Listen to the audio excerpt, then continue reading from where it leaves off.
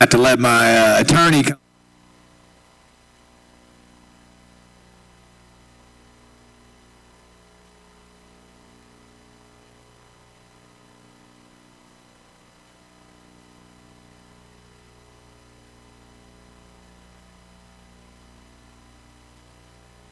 Good evening, ladies and gentlemen. We're going to call this regularly scheduled May 13th Commission meeting to order. We'll begin with an approval of the agenda as it was published. I have no modifications or changes to it. I have a motion from Commissioner Martin, second from Commissioner Coleman. Any comments, questions on the motion on the floor from the dais? Hearing none. Public comments, questions on the motion on the floor? Seeing none. All those in favor signify by saying aye. Aye. Motion passes unanimously. We'd like to invite Pastor Andy Cook to the podium to give us tonight's invocation. If you would, please rise for the invocation and remain standing for the Pledge of Allegiance. That will follow. Thank you for interrupting Scott and I's conversation. Let's pray. Is it green? Heck, I can't see. It will be. It looks green. It's green again now. All right. All right, we good? There we are. Let's pray. Our Father in heaven, we are just so thankful that you're our Father, that you love us, and that, God, all things are according to you. I thank you for our elected officials and all the employees and the personnel that you have brought to this city. I thank you, Father, for everyone you have brought in and for you growing our city according to your will and your way. God, I ask your blessings upon it. I ask that you would pour your spirit upon all of us, that we would see you in everything that's said and done. God, just lead us in a deeper, stronger love for you and for one another. Through Jesus' name we pray. Amen. Amen. I pledge allegiance to the flag of the United States of America and to the republic for which it stands, one nation, under God, indivisible, with liberty and justice for all.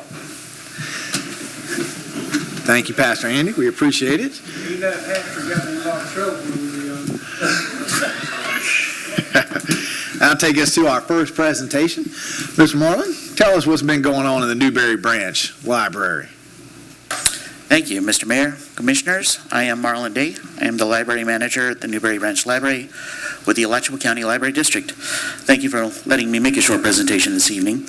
Tonight, I'm going to talk about the summer reading program. Each year, libraries have a summer reading program to help encourage children to read during the summer. And study after study after study. There we go. After study have shown that reading during the summer helps maintain reading skills, and that students who don't read during the summer lag behind their peers. But you know what? I don't need studies to show me that summer reading helped.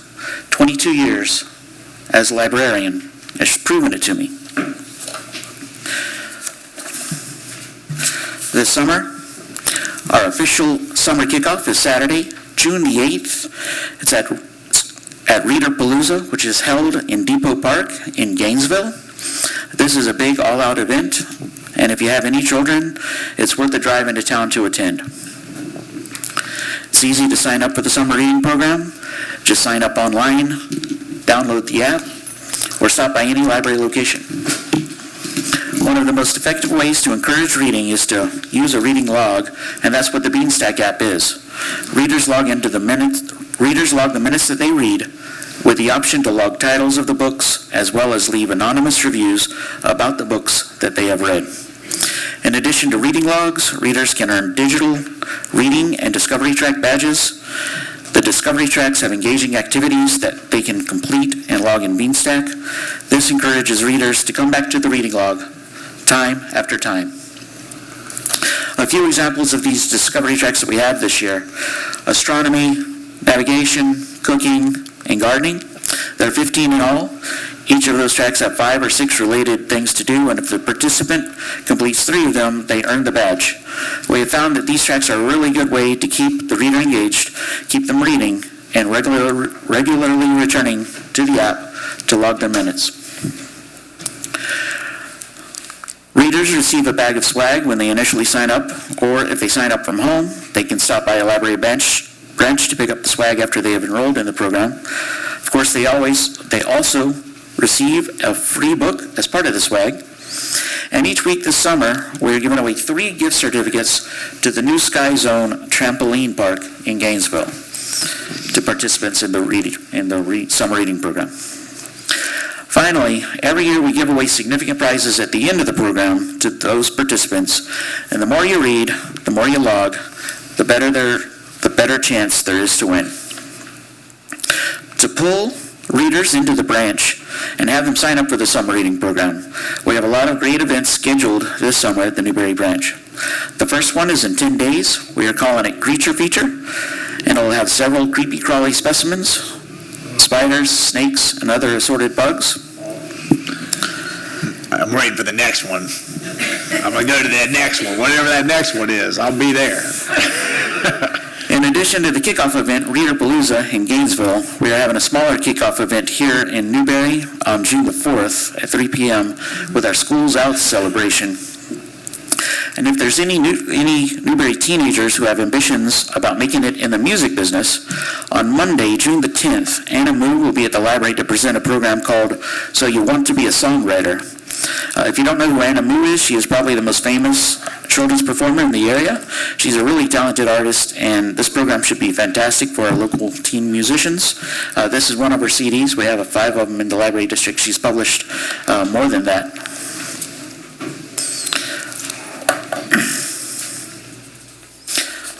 That same week on Thursday, the Santa Fe College Teaching Zoo will be at the branch. We don't know what kind of animals they bring, but they are always fun and very educational. Rarely is there a tarantula. Sold. On Tuesday, June 25th, we have our Slime Factory. This will be the 3rd time we've done the Slime Factory program this year, and both of its previously scheduled programs are at capacity, so this is one of the programs that you're going to have to register for. You can register through our website on our events web page. In July, the Florida Museum of Natural History will present science surprises on the Wednesday before Independence Day. And then on July 11th, we have a botanist from that school over in Gainesville coming to share information about mushrooms in a program they are calling Mysterious World of Florida Fungi. I'm looking forward to that because I'm always interested in what's growing in my yard. On Friday, July 19th, we have more animals coming to the library with Zoofari Earth. On Wednesday, July 24th, we have a magician coming, Mark Allen Magic. This is the first time he's been to Newberry. I saw him at the Summer Programmer Showcase, though, and he is really funny. He's a great performer. To close out the summer, we have the Luby Bat Conservancy bringing their bats to the library on Saturday, August 1st. And the Saturday before school begins, the Santa Fe College Teaching Zoo returns to present their Zookeeping 101 program. They've brought the zookeeping presentation in Newberry several times the past few summers. It's very informational, and they always bring a couple of their cuter animals. So these are just some of the events that are going on at the library this summer. More information can be found on our Newberry and summer web pages on our website, www.aclib.us. Thank you for your time, and if you have any questions, I'll be happy to answer them. Well, Ms. Marlowe, we're always impressed with all the things you got going on over there in the library and all the activities you bring for our kids here. You guys got any questions? Is there anything that we can share on social media or our website to help encourage everybody to go out there and partake? If you follow the Alachua County Library District page, they post things on there every day, and you can share those especially if you see something for Newberry. Feel free to share those. They have a Twitter page and a Facebook page and an Instagram page that they're pretty active on. All right, wonderful. You guys got any questions? Good job. Good job. Thank you, sir. We appreciate it so much. If you want to stay until that rain dies down, we understand. Or you can brave it. All right, that brings Mr. Jones down to tell us about some city roadway project updates. Always good to hear about some road work. Yes, sir, Mr. Mayor. Roads is a big priority for this commission. We want to give you a brief update of where we are on some of our projects. Just a brief list and gives you an idea where we are with the Southwest 4th Avenue turn lane project. We completed design and survey and permitting on that. We've been working through some procurement issues on it. I'll get into those issues a little later on in the presentation. We also have the Southwest 30th Avenue East project. We're in the middle of the land rights acquisition. If the commission recalls, we completed all the surveying and identified the right-of-way necessary to make the improvements to that roadway to include stormwater, and had a public meeting with the adjacent property owners to discuss those findings.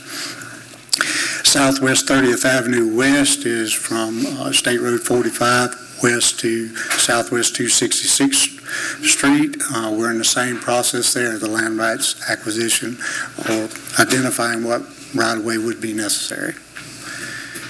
We've also got design active on Southwest 46th Avenue to Northwest 266 South, which would be from 3rd Avenue to State Road 26, and Northwest 266 North from 3rd Avenue north to the Holder Grade intersection.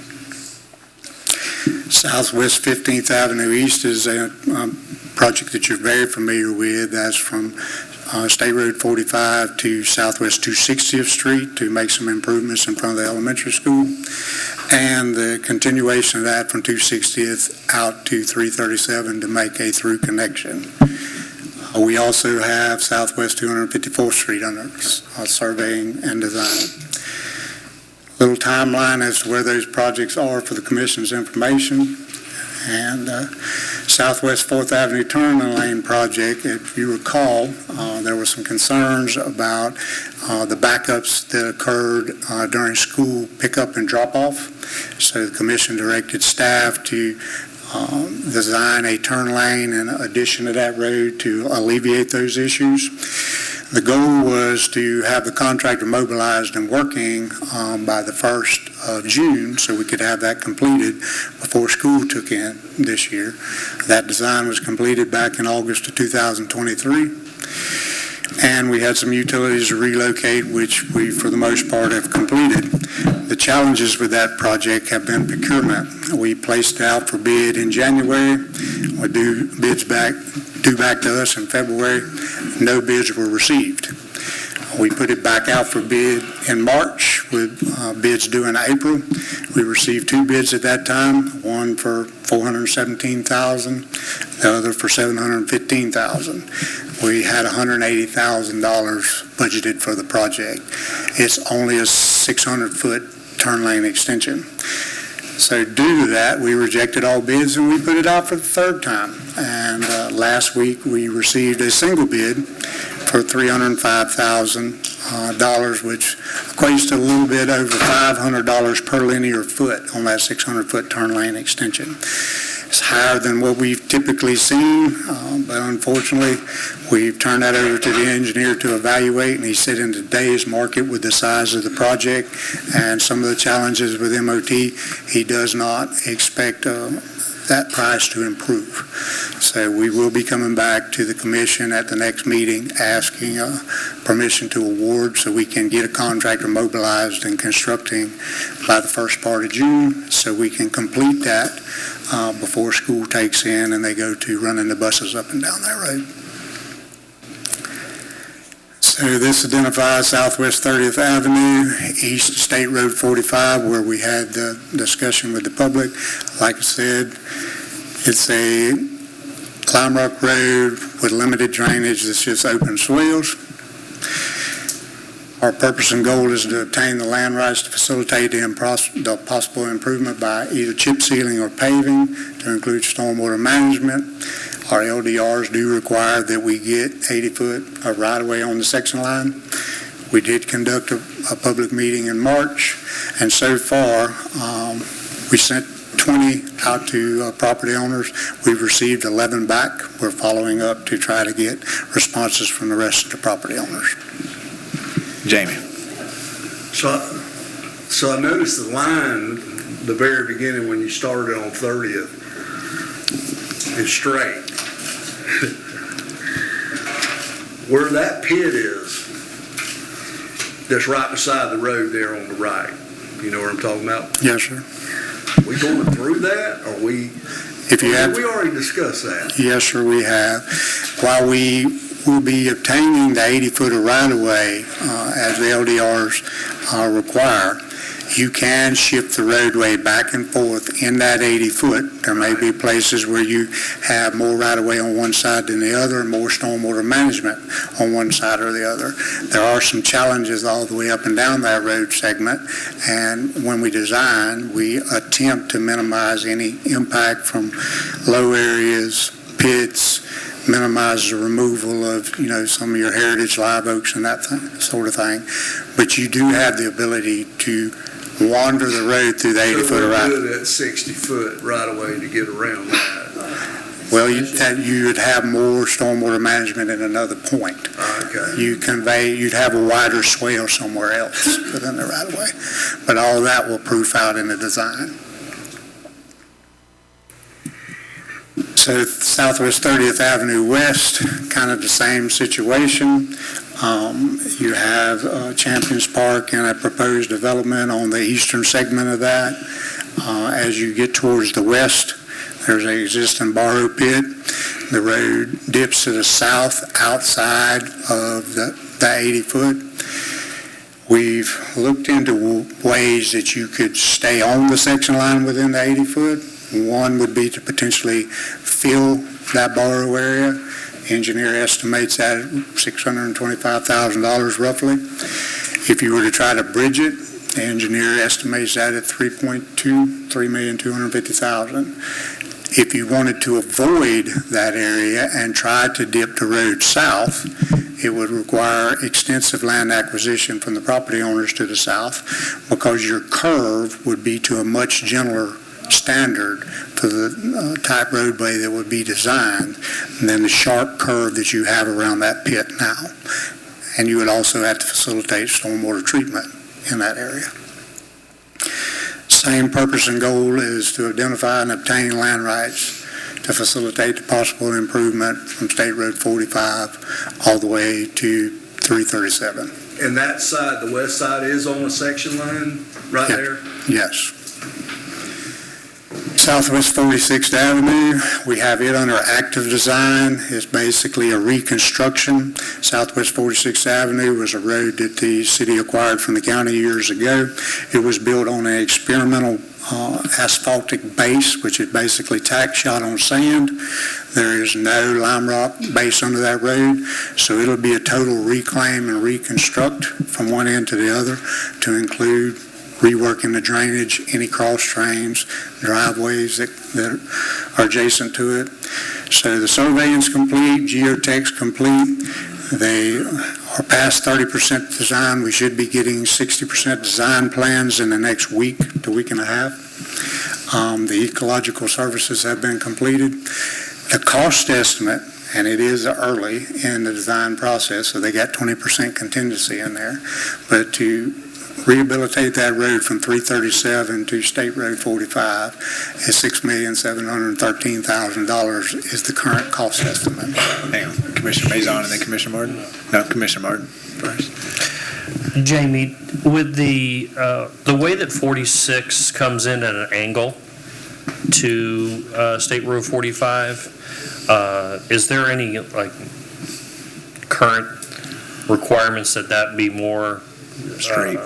sharper to make more of a 90-degree perpendicular intersection versus these over your shoulder, through the blind spot of your car, try to...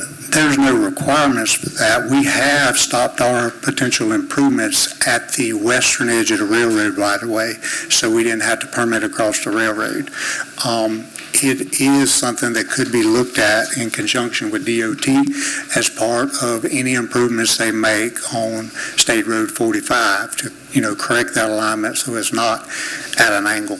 I will say, back to Southwest 30th, there is consideration in the east and the west design there to realign those two, because if you recall, they're offset as well. One shifted to the north, one to the south.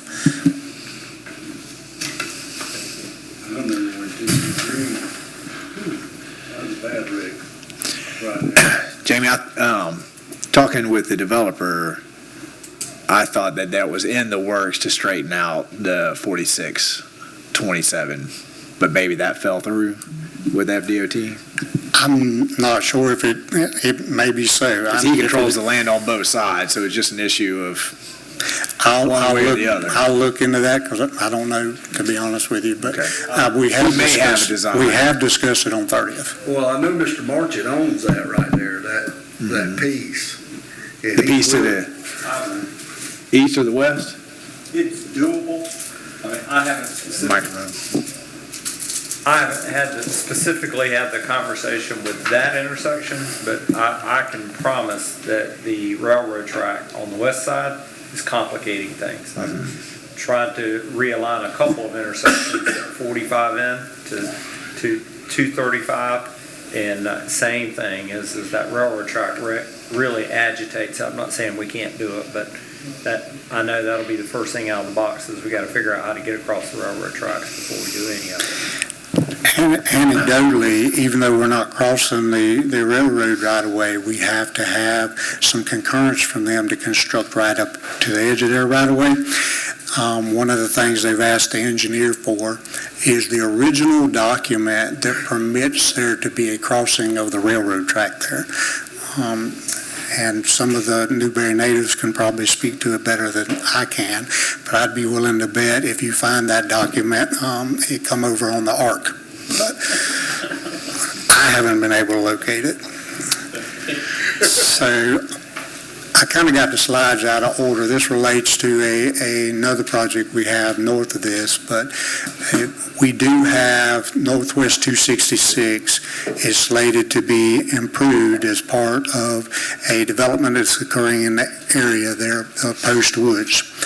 And Northwest 266 from Northwest 3rd Avenue North has historically drained to the low spot before you get to Holder Grade and shed onto private property. Where we have worked with the developer and come to an agreement that the city will be responsible for X portion of that road improvement, and in exchange, we can drain into the basin that he's designing for his subdivision and give us a place to retain the water, which is actually a good deal for us because the cost of improving that road segment has come in much higher than we originally anticipated.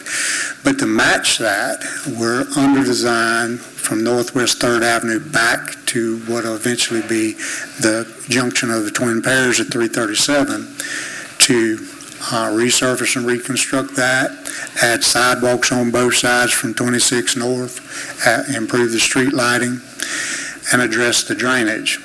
One of the issues that has come to light with the drainage is sheet flows to the west on private property that has some significant geological features on it. Back when that road was originally surfaced, stormwater management was not required.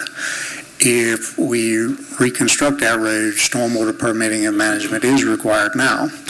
So we have expanded the project to try to correct areas that are adjacent to it. If the commission will recall, that section of Northwest 1st Avenue is Lime Rock, and there's a small section of Northwest 265th, the first block off of Northwest 1st Avenue is Lime Rock as well. So we're trying to turn that into one project, figure out where we can send the stormwater for all three and retain it, and resurface Northwest 266 and pave 1st Avenue and that one block segment of Northwest 265th Street. This is the Postwood development piece that I was just speaking of from Northwest 3rd all the way to the terminus at Holder Grade, and we'll have a retention basin, as I said. We don't resurface and reconstruct it, add sidewalks and street lighting it as well, fix the drainage issue. And our agreement says that the city has no more than $200,000 into that improvement regardless of what the cost is. Northwest 260th Street between Lois Fort Park and the City Yard north of 1st Avenue. That's another project that we're actively working on. We want to resurface and reconstruct the existing driveway service there. We want to add sidewalks on-street parking, improve the street lighting, and address the drainage. Because as the commission recalls, Hang on one second, Jamie. Coach, would you mind sticking your head out there and just ask those kids if they could, sorry, too many coaches in the room. Could you ask your players out there if they could just kind of keep it down? I think it's probably the ones outside that are causing that. Go ahead. So at the intersection of 260th, that's where your westbound twin pairs will start to join back with 26. So we want to make sure that that road segment complements that, facilitates more usage of Lois Fort Park, potentially assist with some improvements that the commission would like to see with the Newberry light plant. One issue with that, we're in the conceptual design, we've had the surveying complete, we're trying to address where we send the stormwater for all of that. We do have to extend gravity sewer off that street and potable water into the city yard to facilitate any future improvements to the light plant, or if the commission decides to repurpose any portion of that property. Right now, the city yard is served by a very small grinder pump system that cannot be expanded. That gives you a conceptual view of what the on-street parking, some of the connections would look like. It even has an entrance looping in to facilitate parking and entrance to the Newberry light plant. Another project we have is Southwest 254th Street looking south. We want to resurface, reconstruct, and improve the driving surface there, add sidewalks and parking, improve the street lighting once again. But drainage is, once again, an issue. We're under the conceptual design and we're looking at stormwater options.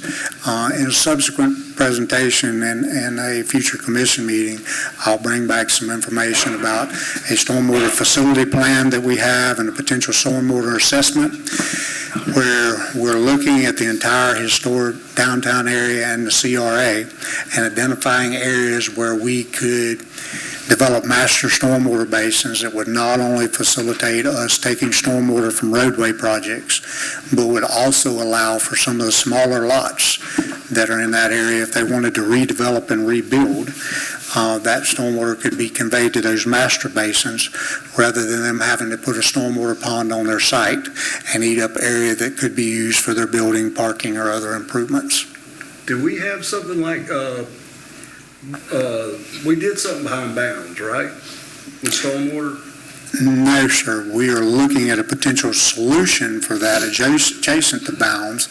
We did pave the street between Bounds' two buildings where the old grocery store is, and we put curb in part of it, and it conveys it to some swales we constructed south of that. But to redevelop that parcel that Bounds wants to redevelop, their current plan identifies a fairly good-sized basin on the property, which, like I said, eats up some of the area for building and parking improvements. We're exploring other parcels in that area where we could not only help some of our street drainage, but help people that wanted to redevelop their property like the Bounds be able to convey their stormwater to a master basin. We're in the middle of the engineering stage of that process, and then we're going to bring back those results that'll identify 2 or 3 options, and you guys will move on from there. And when I do bring the information back about the stormwater facility plan and vulnerability assessment, while I know that sometimes there's a concern about the engineering studies we do, a lot of those engineering studies are check boxes that you have to do to be eligible for state and federal funding to offset the potential cost, rather than have to pay the whole project yourself. Once again, it's 2 blocks, sidewalks. You can see some on-street parking there across from our adjacent farmhouse. And so Southwest 15th Avenue, as I said, that project is to connect 337 with the existing 15th Avenue. This would address the drainage, stormwater basins, basically have those improvements in front of the elementary school, and then the continuation of the project at 337. I think the commission recalls seeing this before. That's a cross-section of what those improvements would look like. Second segment, we constructed on out to 337. Gives you an overview of what's a boulevard-style road with a wide right-of-way, sidewalks on both sides, street lighting. But the section you see circled in red is the only portion that the city would have to fund the cost of construction. That basically gets it to the western edge of the existing city property. Everything else would be constructed at the cost to the developer. But we are basically at the mercy of his timeline when he moves forward on that. He's constructing, we're paying for that initial segment. So if the commission has any questions, I'll be glad to try to answer them at this time. Commission have any questions? Commissioner Coleman, no? Well, I got a statement. When I say take 30th and Scott, I really think we ought to chip and seal that. So I know I'm probably the only one, but would that sure save us some money? But I know it doesn't last 10 years, right? I mean, if that. 10 years, if you don't have any heavy truck traffic on it, is a long lifespan for chip seal. But regardless, if you chip seal it or pave it, either way, you have to permit stormwater and you have to manage the stormwater. The poorer job you do in managing the stormwater, the shorter lifespan the chip seal or the asphalt paving will have. Well, we also got the largest packing shed in Newberry right there on. So during water meltdowns, they're going to eat that road up. In my mind, 30th is going to be too trafficked for chip and steel. I think right now it should just be about land acquisition, get the easement rights. You guys can make the decision about what to do with that later on, as long as we don't tie the city's hands by saying that those easement rights are going to sunset if you don't. I liked everything I heard in the conversation with the community we had, except that part. I think that, we need to just acquire the land, and if that costs us some money, then that's what we need to do. Because I agree, it may be a long time before we actually go through and pave the road, but no, in any variation, chip seal, pave, whatever we do, you got to have the land rights first so that you can do the stormwater and you do everything else. So I think we should just focus on that first step, and let's get that first step done. Well, also, Jamie just did make a point that I did not realize. So you're saying that we still have, even though we chip and seal, we're going to have to put stormwater in. Chip seal is considered impervious. Anything that's impervious, you got to manage the stormwater. And the reason why the chip sealed section of 15th, we got a good crowd in the room, so I'm going to say this now. The reason why that section of 15th is so bad is because they didn't do the stormwater. So the water gets up under there and it eats out, and Yeah, chip seal is basically considered surface treatment. You can think of it just like painting a house. One, you've got to have good bones underneath it, and two, you got to keep the water out from under the paint. If the water has nowhere to go but to convey down the roadway, it's going to find the first available seam in the chip seal, and when it goes underneath it, it'll peel it just like paint on a house. 15th is chip sealed. It's chip sealed on what's there. It's got high banks on both sides. The water has to convey down the roadway. Eventually, the water gets under it. It fails.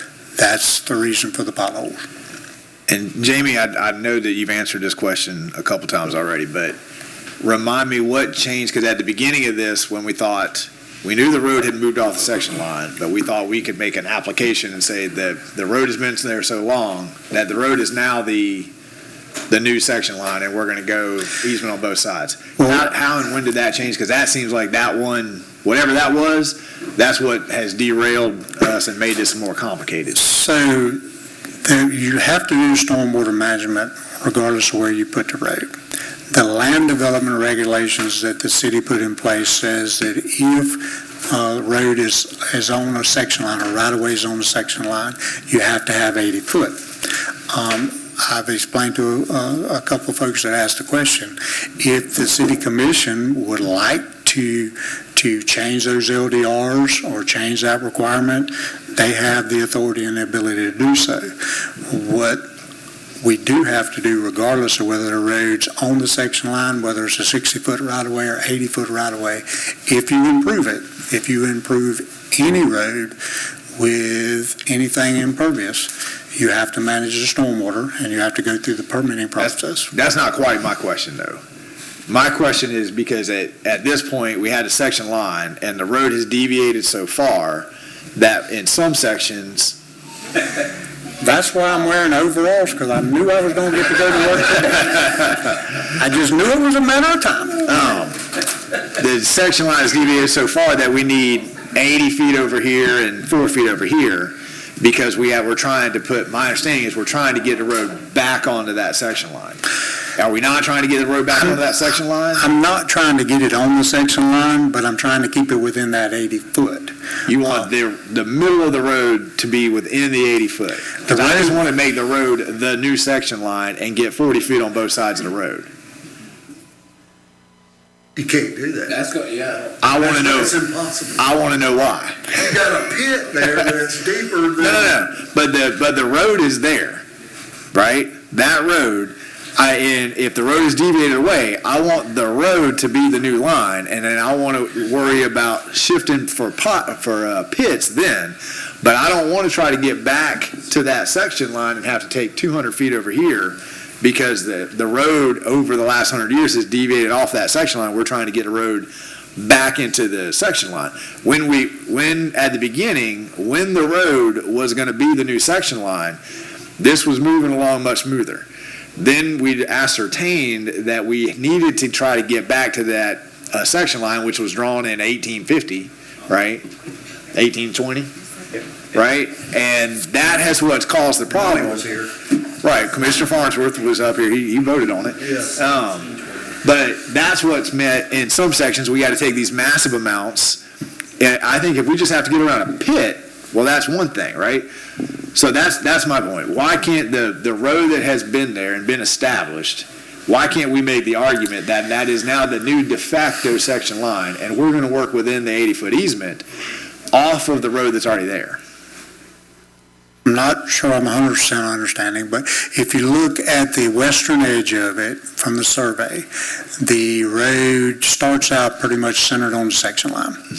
Then as it traverses east, there's places where the entire existing driving surface deviates to the south. Then it comes back across the section line to the entire driving surface is north of the section line. But if you get 80 foot of right-of-way, it does a couple things. One, it complies with your LDRs. Two, you can work the existing road path, the actual driving surface, which will be 22 foot wide, with shoulders and whatnot. All stays within that 80 foot. You have the ability to manage your stormwater and swales on the side of the road within the 80 foot. You don't have to convey with pipe or swales to a piece of property that you purchase somewhere adjacent to the right-of-way and build a retention pond.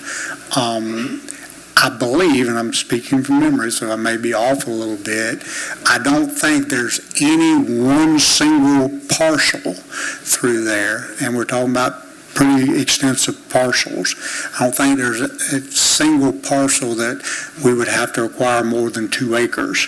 Most of them are much less than 2 acres. Some of them as small as 1/10 of an acre for the whole footage.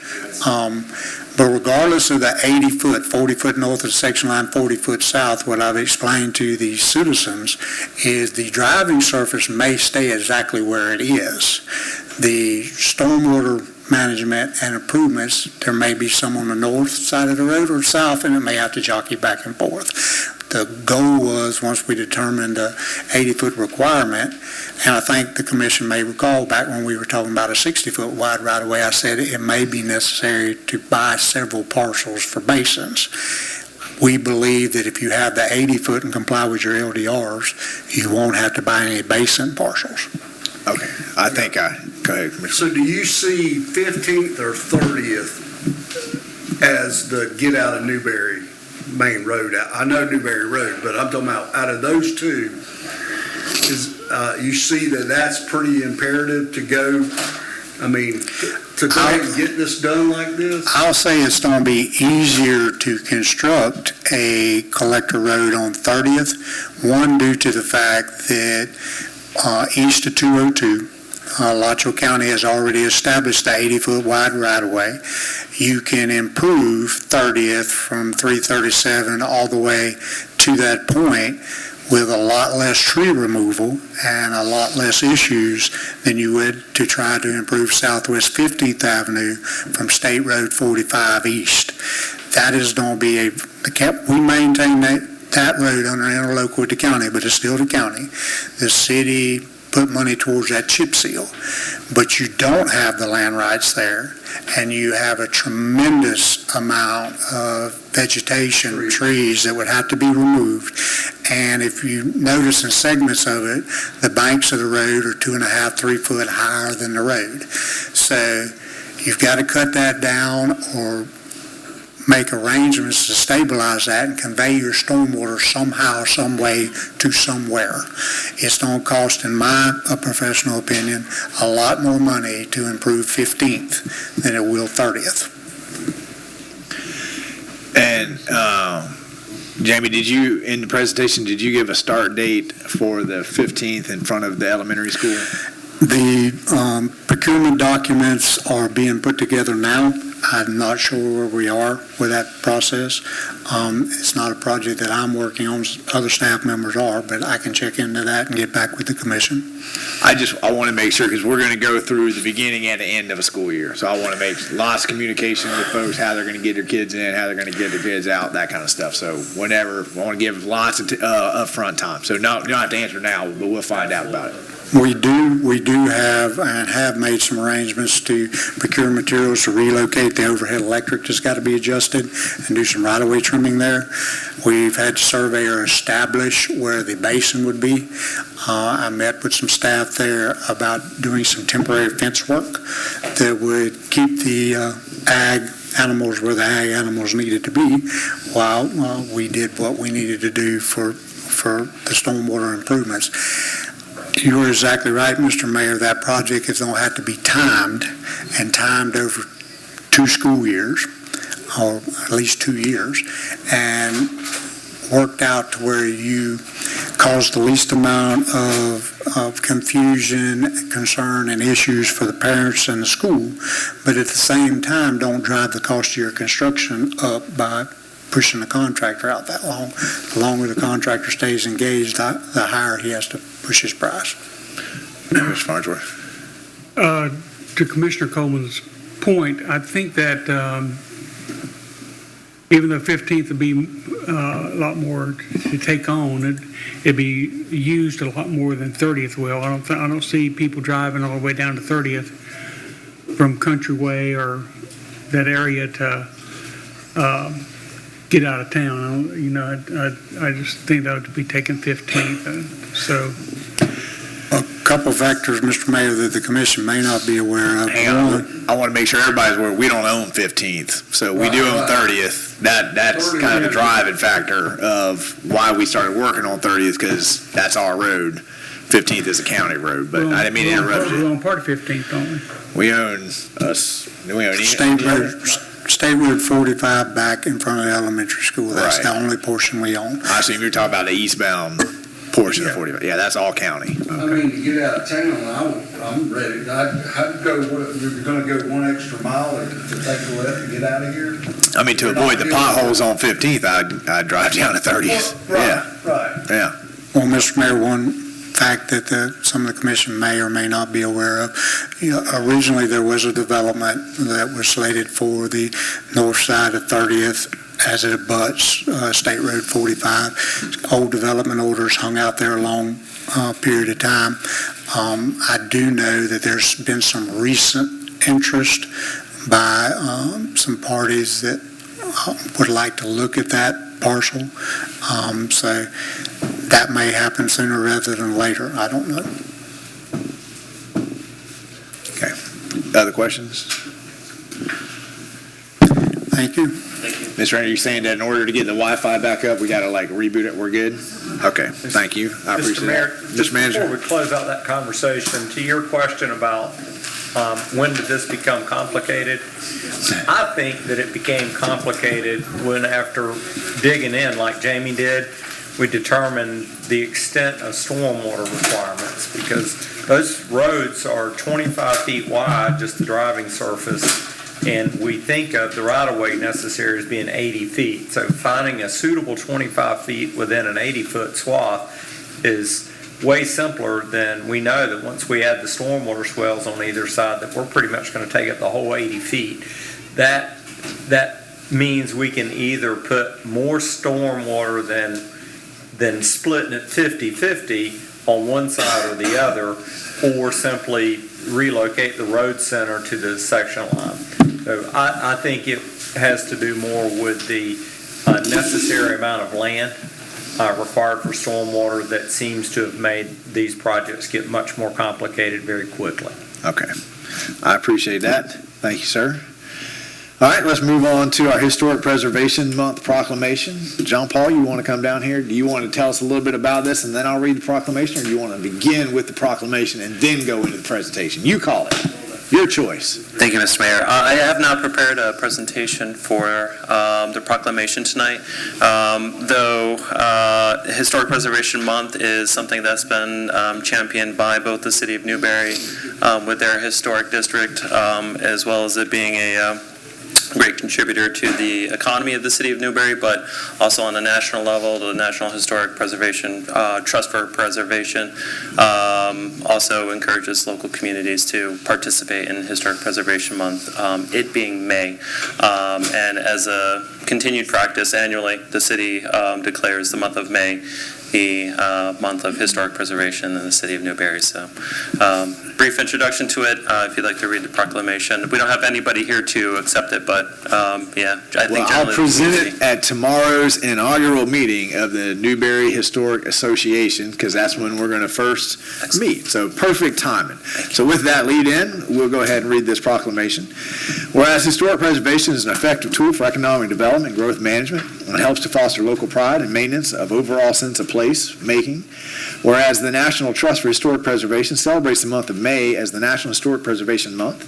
Whereas historic preservation is relevant for all communities and residents of all ages, ethnic and cultural backgrounds, and all walks of life. Whereas it is important to acknowledge the roles of history, architecture, and archaeology play in our lives, and the contribution made by dedicated individuals in helping to preserve the tangible aspect of the heritage that has shaped us in our city.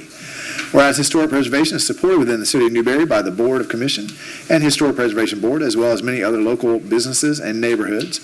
Whereas the City of Newberry will be celebrating the Historic Preservation Month in May 2023, May 2024.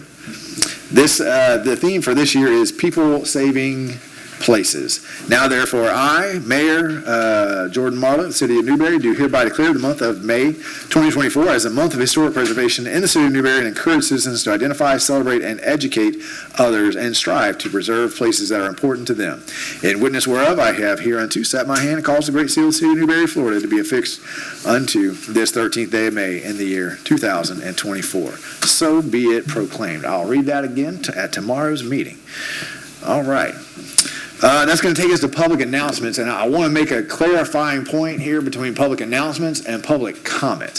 So for public announcements, these are really like, we got a garage sale going on this weekend, or I've lost my cat, something like that. If you need to talk to the commission and you want to make longer comments, I'm going to ask you to wait so we can get to the business that everybody has been waited for, right?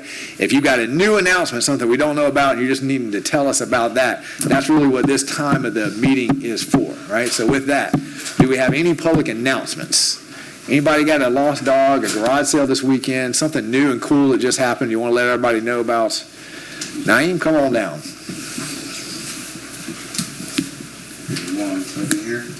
We will have a longer period for public comment. At the end of the night, you have 5 minutes to talk to the commission about something that's not on the agenda.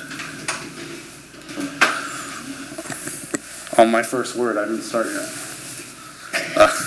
No, my name is Naeem. I'm your chair for the Opioid Task Force, actually Newberry Opioid Task Force. I wanted to share a great announcement with you all. Newberry has been, as you know, been working on this epidemic of the opioid crisis. You guys helped us create a board of volunteers to tackle this pandemic. Unfortunately, that happened in 2019. We hit COVID. We went into a hard stop, but that didn't stop our our determination and drive. So with that being said, I want to announce that the opioid task force just received an opioid settlement funding of $200,000 from the Lutheran group. It's a nonprofit, it's not the actual church. And that's going to go continuously help this crisis that's going on. Not just in Newberry, but the county. We started in Newberry. We went out, reached to High Springs. We reached out to Archer. We reached out to Micanopy. We reached out to Hawthorne, all the surrounding cities. We actually all banded unanimously to combat this crisis, and the county has graciously helped us as well. And now we are awarded this grant. I wanted to share that information with you guys because it started right here in Newberry. And if that's something to be proud of, that we are trying to save our future here. So thank you very much. Thank you. I have 30 seconds left to announce that the Watermelon Festival is this Saturday. Okay, we got seed spitting contest. Two-time champion over there. I'm taking We're you going to this have year. a pet pageant. So if you got a dog, cat, pig, snake, whatever you want to bring to the pet pageant, we are going to have a pet pageant. Melina Parker is taking applications, and I will be your host for the pet pageant. So please be there. You can make fun of me up there all you want, but yeah, it's going to be good times. It's a great family event. Really brings out the community. Watermelon Festival's huge thing for Newberry, so come out and support. There's no tarantulas in the pet contest, right? I can neither confirm nor deny. All joking aside, though, Naeem, the news about the task force, well done. Good job. Well done. That's the only county-wide alliance of its kind that really went and banded the cities together, banded the county together, banded the groups together, and tremendous success. I got to say, this is Good the one job. time I've ever seen that all commissions unanimously said that this is a problem, and whatever we need, they support us 100%. So it's definitely a great opportunity. Absolutely. Thank you. Thank you, sir. Other public announcements? Yeah, that deserves another one. Good job.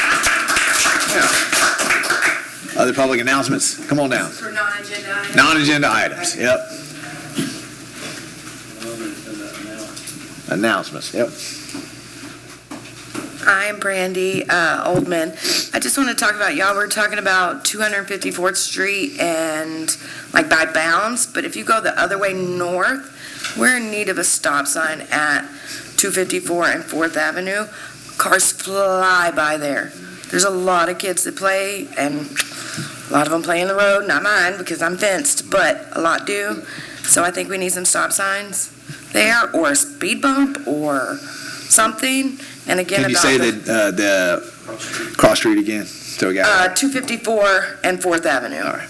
We'll assess it. And again, with the stormwater too, it all drains into my yard. So that was just what I want to touch on, non-agenda. All right. Northwest, south. Northwest, the urban core, please. All right. Thank you. Other public announcements? Seeing none, we're going to move to the consent agenda. I have a motion to approve the consent agenda as it was published. Motion from Commissioner Martin, second from Commissioner Coleman. All those in favor signify by saying aye. Aye. Motion passed unanimously. That's going to take us to item 6. And somebody stole my quasi judicial. There's one. I got it.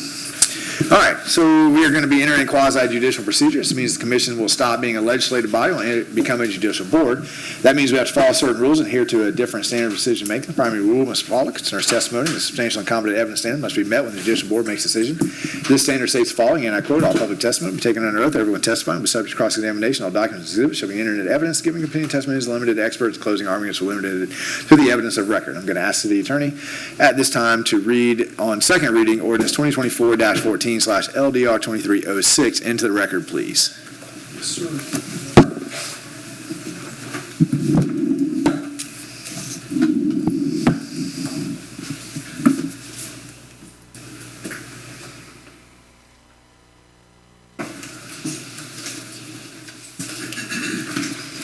He didn't think I could read that fast, so that's why I got him. Which ordinance number is that?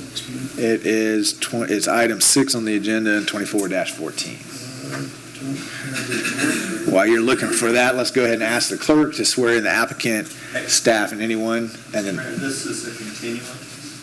I'm not so sure that there is resolution to read or anything other than to hear John Paul saying we're going to do a 14-day continuance? Okay, so you want to leave the quasi judicial, and are we We can enabling still swear him tabling? in and ask him to recommend that, and then. Because I have it as a quasi judicial. I see. John Paul, why don't you hang up and we'll swear you in? Let's go ahead and swear in, Madam Clerk.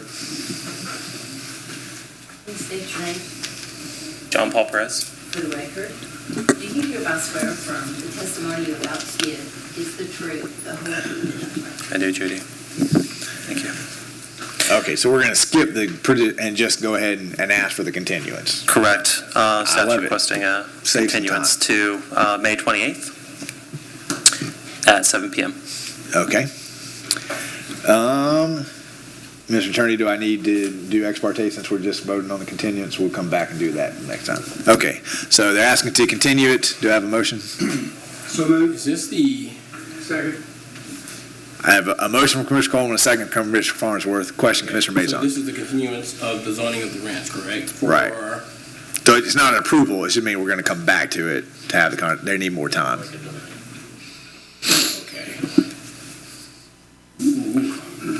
You were ready to go. Yeah. We thought it was going to be tonight, and we signaled to the commission. I think we probably indicated that in a previous city commission meeting. And so since we announced that it was going to be on tonight's agenda, we felt it necessary to bring the item up, ask the commission to extend it to the next city commission meeting, which will be on May the 28th, Tuesday evening. And then we'll have the public hearing and the discussion and a consideration by the city commission at that meeting. That's not it, yeah. We're good. Okay. All right, so I had a motion from Commissioner Coleman, second by Commissioner Farnsworth. Comments, questions on the motion, floor from the dais? Public comments, questions on the motion, floor? Seeing none, all those in favor signify by saying aye. Motion passed unanimously. Let's get into the meat of tonight. Are you standing in for Brian? I am, Brian in yes, here? sir. So you're going to take us through golf carts? Because, boy, we got some comments on golf carts, so I hope let's you guys dig buckle up for in. this one. Yes, let's dig in. Mr. Attorney, would you please read on second reading ordinance 2024-12/LDR 2409 into the record? Yes, sir, Mr. Mayor. This is an ordinance revising requirements of individuals operating golf carts on the city streets within the City of Newberry, revising Section 94-38 of the City of Newberry Code of Ordinances, amending the definition of operator, repealing all ordinances in conflict, providing an effective date. The appropriate motion is pass ordinance number 2024-12 as read by title only. Thank you, sir. Yes, sir. All right, John Paul, take it away. Thank you, Mr. Mayor. There's a second reading of this ordinance. Nothing has changed. This ordinance is just bringing the city in compliance with Florida statute. Staff is recommending approval of this, and the ordinance is consistent with our comprehensive plan and land development regulations. That completes my presentation. I'm available for any questions. Man, he did it so much faster than Brian. All right, we got any new questions between first and second reading? Just bringing it in compliance with the law, right? Okay, do I have a motion? I have a motion from Commissioner Farnsworth. Hang on. I'm sorry. I'm being a pain in the butt right now. So I want to just clarify. Can we get a motion? I had a motion from Commissioner Farnsworth, second from Commissioner Martin, right? Aye. No, wait yet. Now questions or comments? Commissioner Mazur. Yeah. Okay, so just to clarify, these are golf carts on city roads, not state roads. Because I'm getting a lot of questions of like, where can we go with these golf carts? So I want to clarify, are you allowed to drive alongside state roads? The Florida statute says it has to be at least an 8-foot wide sidewalk in order for it to be on a sidewalk. And we don't. Not a sidewalk, state road. Honest. Not in a state road right of way without an 8-foot wide sidewalk. Okay, but all city roads are good. So you have four quadrants in Newberry. So you have four quadrants in Newberry because we've got Newberry Road and 27. So if you're in this quadrant, you stay. Yep. If you're in this quadrant, you can stay. Okay. Right? You can't go over No crossing over. legally. I'm just clarifying. You cannot cross over. Right? The crossing of a state road can occur in a Florida Department of Transportation designed and approved golf cart crossing, but it cannot cross if that does not exist. And we are working on getting those. Just want to get that on the spots. record. Just want Yeah. to, so Yeah. we can go back to this You and could build a understand. bridge like in the villages. That's what I was just thinking to say, we Yeah. can do the village thing. Okay. Our tunnels, right? There you go. Okay. I had a motion from Commissioner Farnsworth, seconded by Commissioner Martin. Any more comments, questions, motion on the floor from the dais? Public comments or questions, motion on the floor? Seeing none, all those in favor signify by saying aye. Aye. Motion passes unanimously. That takes us on to item 8, which is construction plans for the commercial portion of Highland Park. I just want to make sure everybody knows this commercial portion we're talking about tonight. And when we saw this in P&Z, it was a little bit of mixed both, but tonight, in front of you guys, it's just the commercial part. Mr. Attorney, would you please read Resolution 2024-18/LD24-01 into the record? Yes, sir. This is a resolution of the City Commission of the City of Newberry, Florida, approving with appropriate conditions and safeguards construction plans for a portion of Highland Park, formerly known as Newberry Plaza, planned development as authorized under Section 5.17 of the City of Newberry Land Development Regulations for the construction of infrastructure and site improvements in a planned development PD zoning district on certain lands within the corporate limits of the City of Newberry, Florida, repealing all resolutions in conflict, providing an effective date. The appropriate motion is passed. Resolution number 2024-18 upon its reading by title only. Thank you, sir. Yes, sir. John Paul, working you hard tonight. Yes, sir. Thank you, Mr. Mayor. The request before the commission tonight is for construction plans. A few months back, or I'd say about a year now, we've been moving a lot of construction plans to consent agenda. In this particular case, this one has some conditions attached to it that are atypical. And so we wanted to present this to the commission so they're fully aware. Some of these conditions do contain agreements that will come back before the commission, so those are not a mystery to the commission. When they do come back, we will be presenting this to you for your formal adoption. So Highland Park is the new name for Newberry Plaza. Newberry Plaza is on the south side of State Road 26 between Southwest 242nd Street and the section line on the east side of that. This image shows the limits of the property. It was zone plan development last year. This is a very basic bubble diagram of the layouts of the planned development, commercial being up and along State Road 26 on the south side. The construction plans for consideration tonight are solely for that commercial band along State Road 26. Just a little history on how we got here. August last year, we adopted the land use and zoning. In January of this year, the construction plans were submitted to the planning department. We're here today to consider the construction plan portion. Also moving through the system, and something you'll see later this month is the preliminary plat for the residential portion. But tonight we're solely talking about the commercial component as stated by the mayor. These images show the commercial component and the potential layouts of the lots that they're planning. When this came before the commission, it was important to the commission that they be shovel-ready. The developer or /applicant/owner is a commercial developer. They're here today. If you guys have any questions about the intent or process that they plan on for implementing this design. The design is consistent with the bubble diagram, land development regulations. Not too much to report here, but they are pushing ahead in advance of some other items being established, mainly the finalization of the design of the intersection at Newberry Lane and the access road that runs through the spine of this development. Here is the primary or the spine road that will run through the development, the primary access. That design in the intersection has not been completed yet.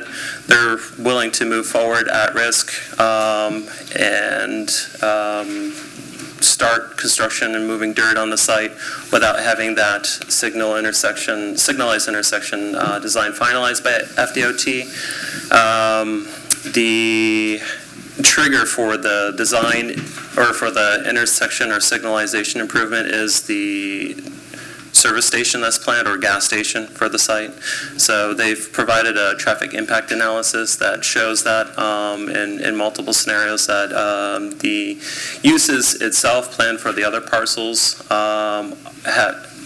contemplated and incorporated into the impact analysis don't trigger signalization, but the gas station itself does trigger that. And so with the applicant, we've crafted some conditions to allow them to proceed with construction, but not to receive any granting from the city as far as like a certificate of occupancy or anything that they would need to operate any of the businesses on the property without having that traffic signal finalized. I'm going to go over it into detail so it's a bit more clear. Sorry, just giving it in summary version right now. But just going through the conditions, we're requiring that they bear all costs for outside agency permitting.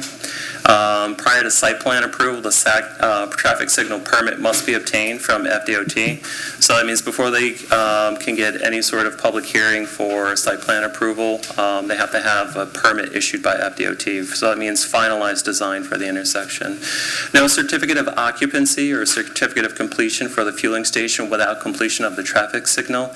So in order for them to have any business up and running, that signalized intersection must be complete in construction. So again, this is all crafted around them moving forward with construction without us holding them back, just being a good partner or development friendly. So coordinate any improvements to adjacent intersections. As the developments come in, the intensities may change. That may be warrant for improvements on adjacent intersections.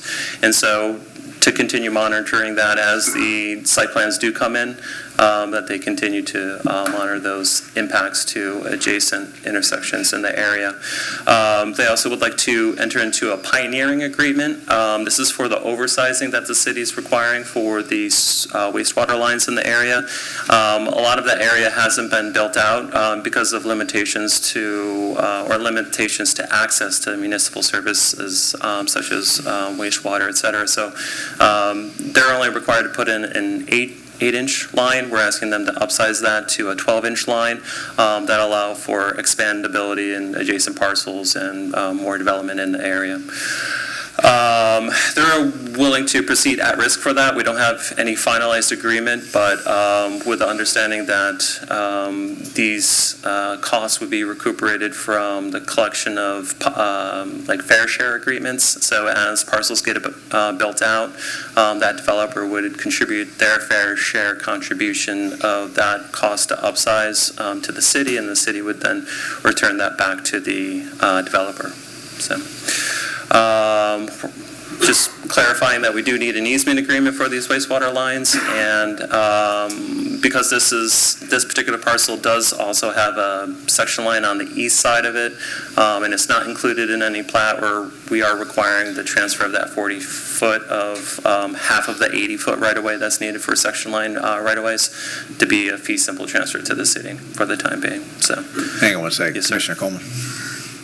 Hey, John Paul, I got, is there a timeline yet for when DOT is going to have this? I mean, are we within a year or months? That's a great question. So, Mr. City Manager, do you have any direct word from FDOT as far as a timeline as to when the design of the intersection would be finalized? You're talking about for the stoplight. Yeah. That was going to be my question too. Conceptually, FDOT has agreed with what we've discussed, but the actual design is intended, in DOT's mind, they are waiting for the applicant's engineer to design those improvements and submit it for consideration. It's a permit request. And FDOT, while they have said this is what we expect to see and this is what we had approved, they don't actually prepare the design drawings. The applicant will prepare those design drawings. So I was anticipating, last discussion I sat in on was that that traffic signal, the applicant proposed that traffic signal would be installed late in 2024. So towards the end of 2024 would be online, I guess, by January of 2025. And I was going to mention to the mayor that I anticipated that these conditions to be written up as part of the adoption for motion to to solidify what those requests are. And I think that we, or I will state that I think I'm a little ill-prepared for the commission to move forward on this item. My apologies, it's my mistake. But I request that the commission's consideration and give us 2 weeks to get this right, with the recommendation for the city commission to vote for approval. In 2 weeks' time frame, I will have this cured, or we will have this cured, and bring it back for consideration on May the 28th, or 27th or 28th, with my apologies. Clarify what needs to be cured. The conditions, which are shown in this slide deck, but are certainly not written up into a format that would be. This would be a pretty involved motion. This would be a pretty involved motion. That is correct. Well, John Ball. Yes, sir. So this subdivision here, how many, you got, help me on this, you got Publix across the road. Yes, sir. So who all is involved in, it's just not this developer that's Paying? paying for this? Who, Yeah. Correct. Go ahead. there's more, is there 3 people, 4? There's multiple parties I mean, involved. business? Yeah, there is the developer themselves, Growmax, out of Texas. It's a state right away. FDOT, in our previous meeting said, there's no money currently for this. If we can wait 5 years, that they'd be willing to consider funding a portion of it. There was an ILA written out, I'm not sure it was fully executed, but both FDOT, or not both, but all FDOT, the city, and the county had committed to the funding of this in indiscriminate portions. There are, and just going into the other developments that impact this intersection, we also have an application in for O2B Kids on the north side of Newberry Lane that's also going to be contributing to the traffic at this particular intersection. And this particular intersection is, I would say, one of the unhealthier ones that does see its fair share of accidents, and so it is due for an improvement to help reduce and preserve some of the, loss of property. Hang on one second. The manager wants to add to that before we move on. Mr. Mayor, and specifically in response to Commissioner Coleman's question, there is a verbal agreement at this point, and even our commission hasn't voted on it, but is aware that 3 parties outside of the applicant have agreed to a funding share. That is, the Publix development has offered to put in $134,000 towards traffic signal improvements. City of Newberry staff has offered to put in $133,000 from our transportation infrastructure surtax, and the county has agreed to match that at $133,000. So that's $400,000 from parties that are not named Growmax. Right. And as John Paul said, DOT said they do not have any funding to contribute to the project, and we have not had a conversation with any of the commercial properties on the north side. But so you can see that we're mostly there. We mostly know who the partners will be, but right now it looks like $400,000 from the city, the county, and Publix. And right now the balance would be from Growmax. Mr. Mayor, the way I'm looking at this is too big of a project to mess up. And like the city manager just said, I mean, not every T's crossed and every I's dotted. So I'm moving that we continue this next available time we got it. And I apologize to the applicants for I don't know where they came from, but I think everything needs to be right. There's a lot of conditions up there. So that's what I'm doing. Okay, Commissioner Martin.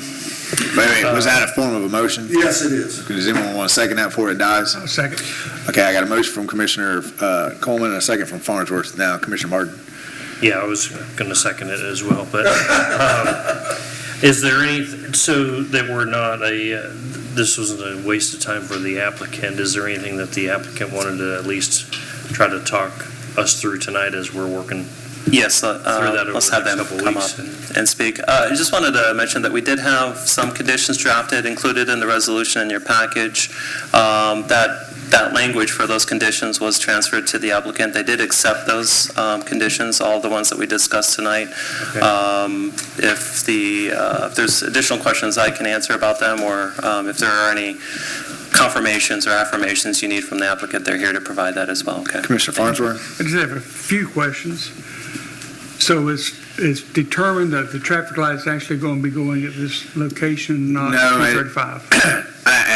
I don't think that has been determined yet. I think that's one of the conversations that's ongoing. I think that's where we're probably headed.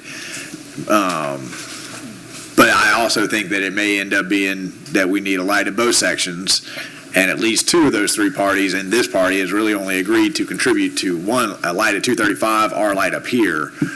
So I think that this section probably needs a light, but the other section probably needs a light too, right?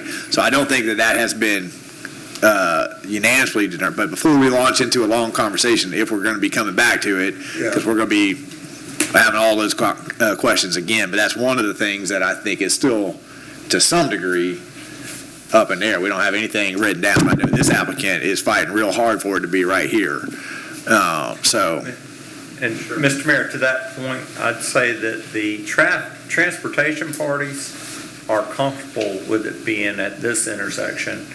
If it moves from this intersection, it will be a movement by a board or the public, but FDOT, Alachua County, City of Newberry, and the traffic engineers that we've hired, as well as the ones that represent the applicant, are all in agreement that the appropriate place is this intersection for now. Doesn't mean that in the future we wouldn't put one at 235, but to Commissioner Farnsworth's point, when the traffic signal goes in here, there's an expectation that a great majority of traffic that is coming to the 235 and State Road 26 intersection is going to be turning down Newberry Lane and coming to this signalized intersection to get across. That intersection feels unsafe right now when you cross it with no signalization, but once the signal gets put there, the feeling is that majority of that traffic will be crossing there, and it will feel safe with the traffic signal. And how does this layout, does it differ than what we had agreed upon with Newberry Plaza? No. It's the same? Correct. Okay. And it doesn't look like there's, you have to enter the properties from the back of the property, is that what I'm seeing here? There's no driveway in the front of the property? Correct. There will be only the cross access will be on the southern side of those. There will be cross connectivity between the parcels, but that'll be on a site plan by site plan basis, depending on how the site gets laid out. The connectivity will not be just a streamlined road across the front. And the parking only will be per site plan? Correct. Each use will have its own required parking. Okay. Okay, we got a motion on the floor to continue. Do we have any questions about continuing it? Because we're going to have all these conversations again if the motion to continue goes through. All right, that's fine. All right, any comments or questions on the motion to continue from the dais? I apologize to the applicant. I mean, we all feel terrible about it. Does the applicant want to make any appeal? We're really excited about this, and I agree with Commissioner. We want to make sure that we get it right, but we also know you came out in a hurricane. So right. First, good evening. My name's Travis Hasty. I'm with CHW. I'm the engineer of record on the project. So really, the goal is to get out and start building the infrastructure for these commercial lots. Each lot is going to have to come in with its own site plan. We're working through the process with the signal, but the two side connections are sufficient to handle the majority, everything outside the fueling station for site plans for the uses. So really the goal is to get out there and start working so that those site plans can start coming in as well, and start getting those design documents approved. And again, the signal, we're looking to have that permitted in 2 to 3 months. They want to start the construction alongside the rest of this. They don't want to stop and come back and build a signal. They're going to build it when they're building this infrastructure is the idea. That approval process, it just through DOT has to go through a lot of extra steps from a standard driveway connection. We have to do a couple different analyses that have to go to different boards and get approved as well with DOT. So again, so the idea is the lots that they're not planning on building any lots out right now. Those would come in still in the future. They just want to start work on the site, start getting some of that infrastructure in so they can roll into those lots in the near future. Okay. And my only question to you tonight will be the same when you come back, and it's just there's a whole lot of at-risk up there, and I want to make sure we all know at-risk that's an important phrase. So, yeah, a lot of this is all dependent on FDOT saying, okay, you can have the light, and what I don't want to get into is you guys have put a whole bunch of money and FDOT's dragging their feet, and you come to us and say, well, you got to let us keep moving because we're saying to you, hey, if you're moving forward at this point before we have that from FDOT, it is at risk. So that's more of a statement than a question. Yeah, understood. And I think the idea is the commercial component works on its own. I understand there's a fueling station that does trigger the signal. The residential is the other piece that triggers the signal. So, but the commercial, getting that piece started, that's a big step in keeping the project moving and keeping it, feasible on this site. So I think the developer, they're here, they can speak to it as well, but they understand the risk. There's the risk for the signal as well as the risk for the oversizing. They understand that. And that's, again, they're looking to move forward. That's, I think, why those conditions were kind of drafted in that manner. Okay. All right. Thank you, sir. Are there any questions for him? Public comment on the motion on the floor, which is for continuance. Commissioner Coleman. We're going to plan this for 2 weeks from now? Are we able to do that? The manager says he'll be ready to go on the 28th, right? Yes, sir. Ready to go? Hang on, sir. You can't talk from the crowd. I know you're from New York, but we do it a little different. I'm down here. I live in Jacksonville. Come on down. Yeah, introduce yourself. Hi, I'm Vincent Lentino. I'm part of the GrowMax team. So what we wanted to do, since we've been talking for 2 years almost on the project, so we try to bring, because I have family here that I know for years that live in this area. So what we wanted to do is bring something that makes sense to the community, right? So you guys want a Wawa, you want a Culver's, just name a few, okay? So to do that, we have agreements with all these partners, and we have contracts. So we're under pressure to move it, financial from our partners and banks, to at least just do some of the infrastructure. We're at risk. We've been working with FDOT. We believe we have approval with FDOT. We believe we have a good path. But nothing's easy. A lot of it's drainage. We've been accommodated to the city, increasing the sewer capacity. These are huge costs for us. So we think we've been a fair player.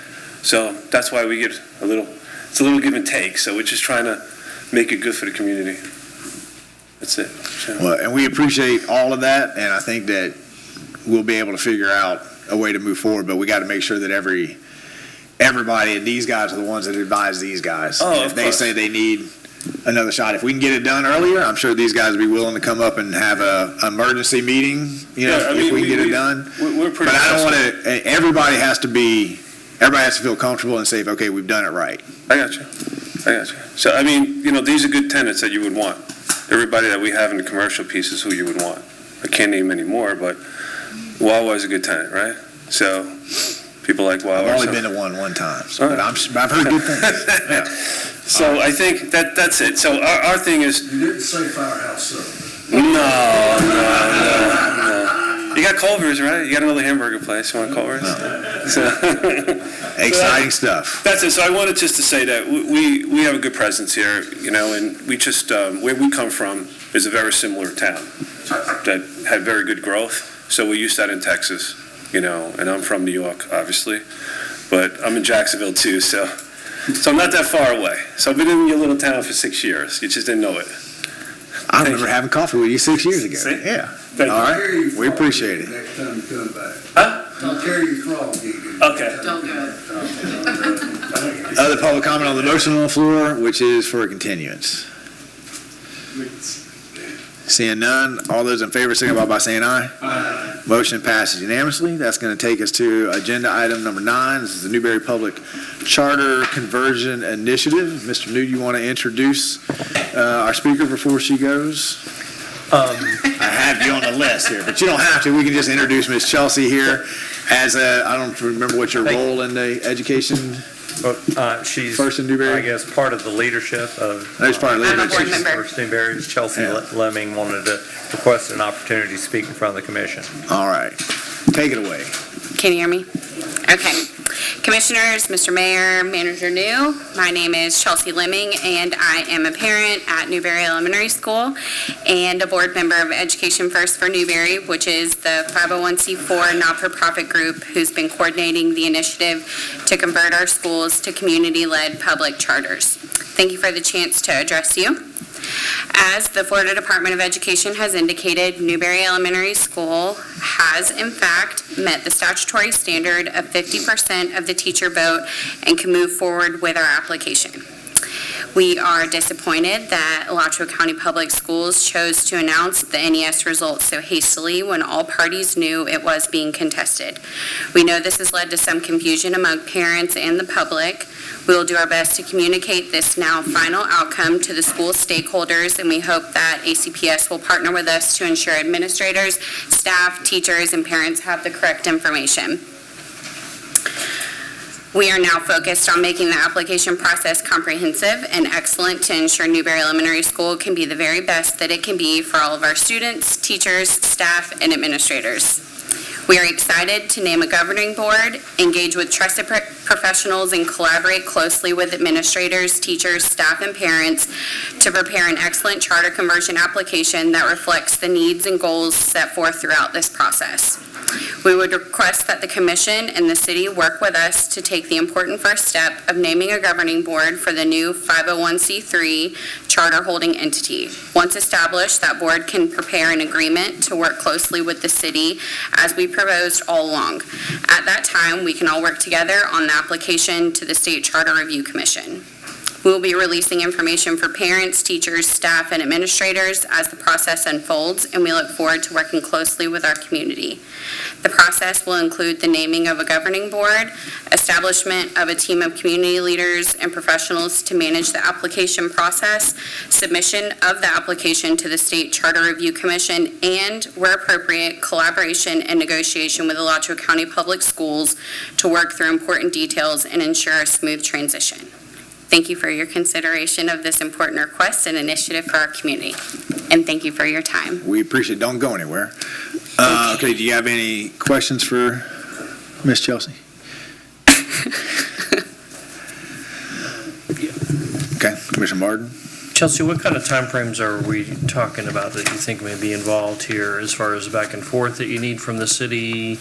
How potentially long it'll take to get the application put together out to the state board? Actually, you want me to take that? You got it? No, Come Joel. on out. Commissioners, Joel Searby from Education First, also a board member with Chelsea. Timeframe overall is estimated between 7 and 9 months for the entire application process. In terms of getting the next steps, we hope it's a matter of weeks at the maximum.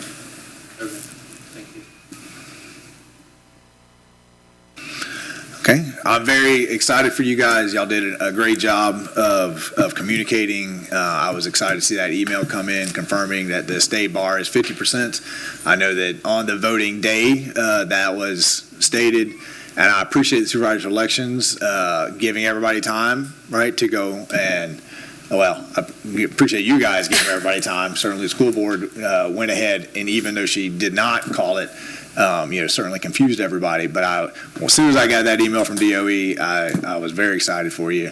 So congratulations. Thank you. We're excited.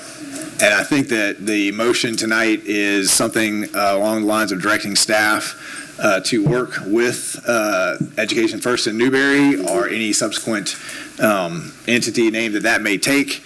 The School Board of Alachua County, if necessary, and they're willing, to take all the necessary steps to move forward filling out that application. So that would be the motion that we would be seeking to give them the opportunity to work with staff on all those questions. Okay, I have a motion from Commissioner Coleman, a second from Commissioner Maison. Hey, I'm sorry, Bob. You are. Comments or what? Do you want to read the motion by title? It should not be general in my opinion. Okay. Did we have it on the slide? We put it up? No? Well, you can read it in. I'll go ahead and read it, Mr. Mayor. The recommended motion is to direct staff to work with Education First Newberry and/or a subsequently created entity and the school board of Alachua County as necessary to prepare and submit an application to the State Charter Review Commission to convert Newberry Elementary School to a public charter school with a planned opening date of August 2025. Do you want me to read the rest of it, or is that good enough there? It's on the board now, but on the board. Sorry about that. Okay, so the recommended action is on the screen. I knew I saw it somewhere in the material, all right? Yeah, so all those things, but not limited to, assist and establish and governing board, develop short and long-term operating agreements, contract with other persons and entities, develop budgets necessary for the charter school. Okay, was that your motion, Commissioner Coleman? Yes. Was that your second, Commissioner Maison? Okay, any comments, questions on the motion on the floor from the dais? Commissioner Martin. Yeah, I've obviously been in support of this. I think it'll be important moving forward for the community to just try to maintain as much transparency as possible, and I don't think we necessarily want to prosecute this on social media again or anything like that. So we appreciate your leadership on that and making sure that that comes off as fluid as possible, and keeping us up to the staff needs to keep us up to date as much as possible on this, and kind of try keeping it on a short leash, so to speak, I guess. But congratulations. Thank you. I'm happy for you. And just for this board's awareness and your board's awareness, I did forward the email from Department of Education to the superintendent, along with a request for him to share that with his board. I think at this point in time, his refusal, or their refusal to understand that Department of Education has weighed in on this and answered the only question that was out is what is perpetuating the confusion. If we were able to get some clarity from them on that point, then that would help our community come back and say, okay, this part is done, and it's now time to come around and let's unify. And we still got lots of work to do with the elementary school, and there's still lots of work to do with the middle and the high. One thing that we all agreed on through this process was a lot of the issues that I knew this piece and you do that piece, right? And now they're all kind of out in the open. So any other comments up here? Public comments on the motion on the floor? We're going to see you, Ms. Brady. Absolutely. Come on down. Yep. Brandy again. Hi, Mr. Mayor. Love your shirt.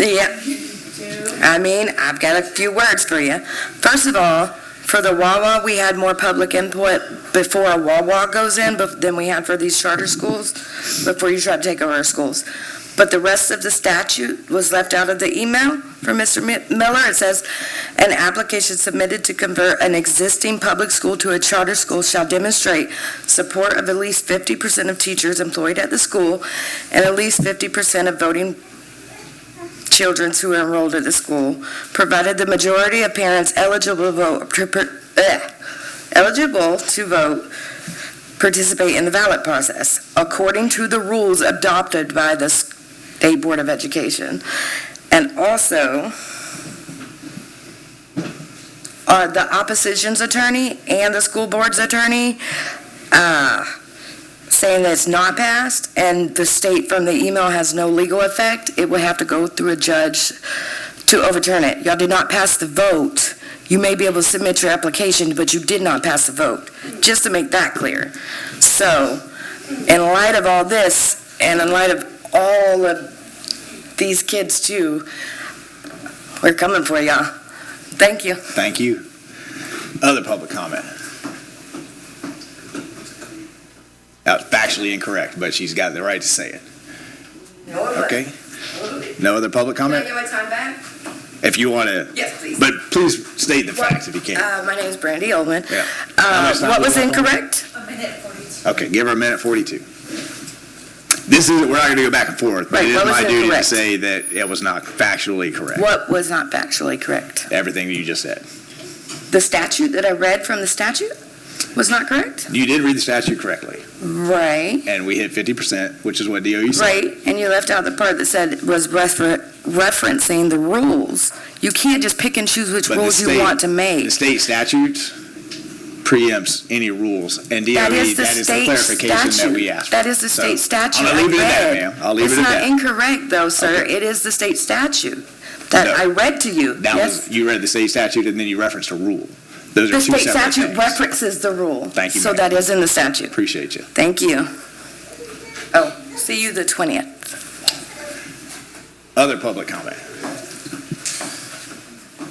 On that, Just on this. on that. Just on this, yes, just on this. Seeing none, all those in favor, signify by saying aye. Aye. Motion passes unanimously. Thank you. Thank you all for coming out.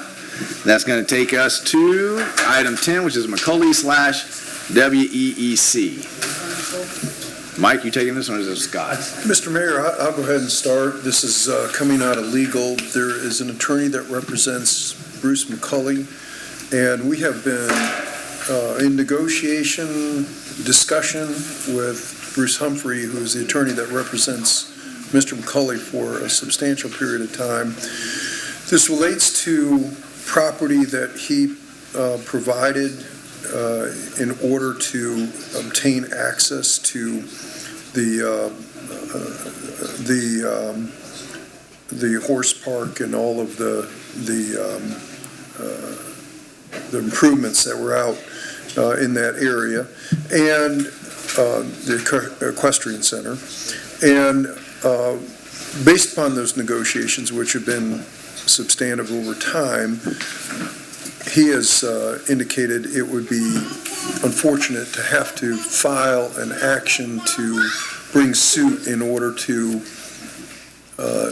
establish his position, which tends to increase costs substantially and polarize the individuals involved.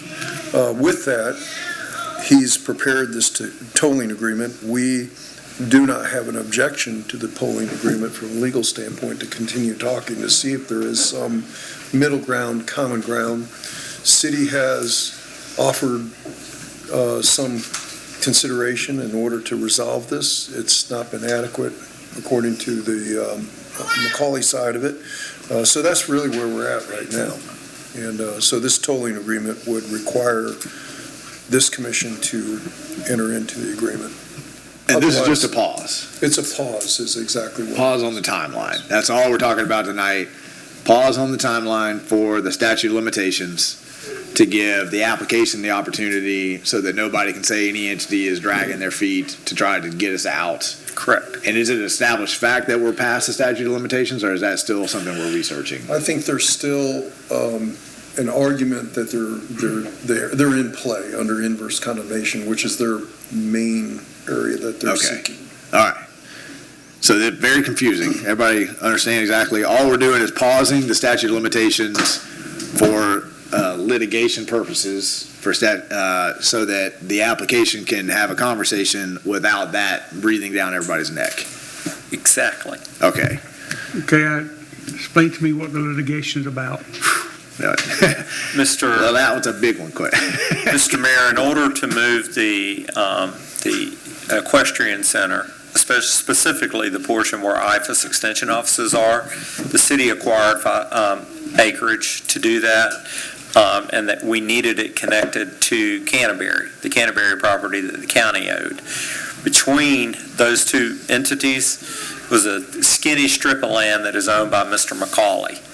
And several property owners to the north had easement rights to traverse that property between the two. And so we sought also to get easement rights so that the county land could be connected to the city's land. And Mr. McCauley signed that easement, and in exchange for signing that easement, the project constructed a roadway, so we improved more than half a mile of road driveway access to his property. Subsequent to all that, after this was put into service, Mr. McCauley felt that he should be compensated for providing that easement. And we have discussed that for about 2 years and have not been able to arrive at anything that we have found agreeable by both parties, which is got us looking like this could be headed to litigation to resolve. Then Mr. McCauley, while we are having those conversations, and they're sporadic, they're every few months or every 6 months to a year, do we have the conversation, submitted an application for rezoning on the property. And we felt like in review of that application that it was difficult to move the rezoning application forward while this looming litigation was looming over us. And so the attorneys involved felt like that a tolling agreement to suspend the time clock on that litigation would be appropriate for us to move the rezoning application and bring it before the City Commission for consideration. So that's what you have before us tonight, is just an opportunity to suspend a time clock on litigation, give staff and the applicant an opportunity to go through the rezoning application, make a recommendation to the City Commission without the weight of pending litigation on us. So he wants to rezone an existing road? Well, he's got 40 acres at the end of the road that he wants to rezone, which currently is zoned agriculture, and he's seeking to have it rezoned into residential.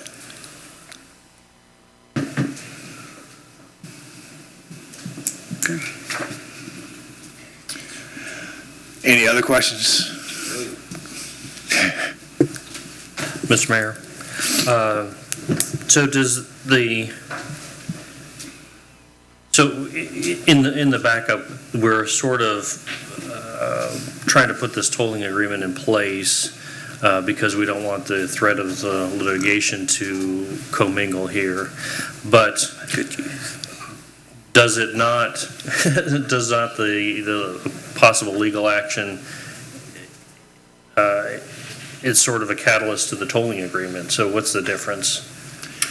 Well, without the tolling agreement, the inverse condemnation action gets filed. We start spending money on defense of the inverse condemnation suit, and litigation ensues. The interesting thing about our situation is that we have coverage under our insurance carrier for defense of this sort of action, which is, I found pretty unusual that we have that, but we have $100,000 worth of coverage for an attorney to defend the city that is very well versed in inverse condemnation. About 3 days worth of treatment.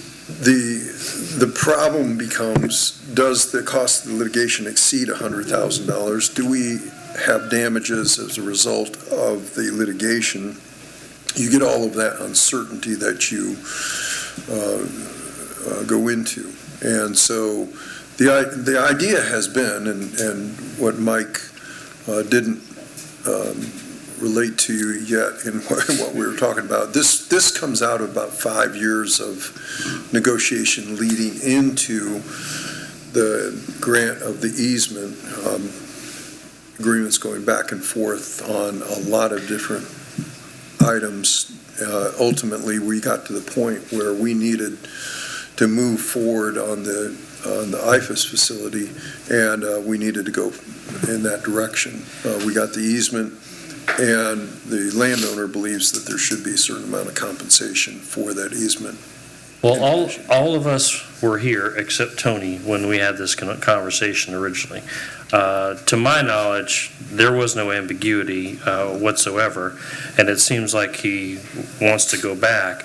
If we agree to the tolling agreement, is that giving him more time, or is it giving us more time? Because if he's drug his feet, he doesn't talk with us more than once every 6 months or when he gets a wild hair about it.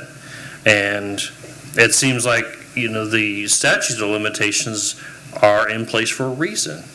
And just because he couldn't make up his decision, we did make an offer to him just to make it go away. But where are we on, does it give him more time, or does it give us more time? Because it sounds like we're giving him more time that we don't owe him. I feel like it, for me personally, as we are reviewing this application for rezoning, and we're fielding questions from the applicant about the rezoning application, I felt like, and staff felt like, that we don't clearly distinguish between the rezoning application and the pending litigation. It was always just there. So I feel like that this gives staff some clarity and a little bit of relief that every question that is being asked by the applicant isn't a setup for future litigation.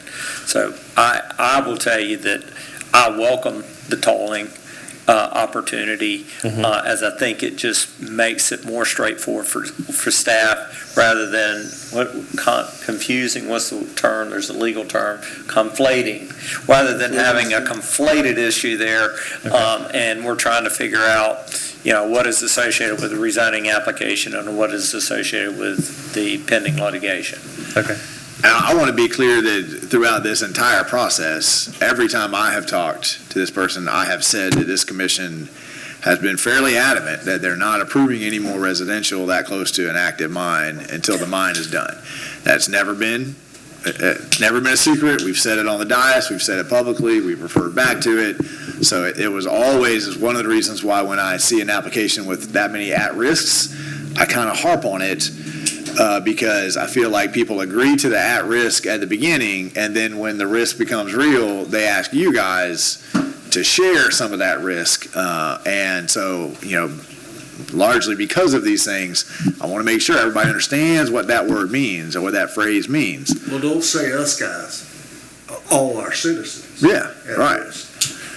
So it's always been clear. And the other thing, I'm not sure, maybe Mike said it, when we asked for this easement, there were already two other entities that had an easement. This wasn't like this was new land that he had complete control over, no one else could. There were already two other entities that had that access, I have one other question. I also don't want to set a bad precedent here for other property owners to come back and say, oh, well, you never gave us anything else. Like you said, there's multiple. I know the Evanses are back there and their father-in-law. So we're not opening up ourselves to having to compensate these folks also, right? Well, in speaking to the suit issue, the potential lawsuit issue, I think that there is a potential that if we agree to pay one, that we should be prepared to pay three. Two other families, I think they'd be just as entitled. So, but that they don't. The tolling agreement doesn't pertain to them, and it's once we get into the actual lawsuit that I think there's some potential for the precedent that is being set by whatever decision comes out of it. This is fun. Move to approve.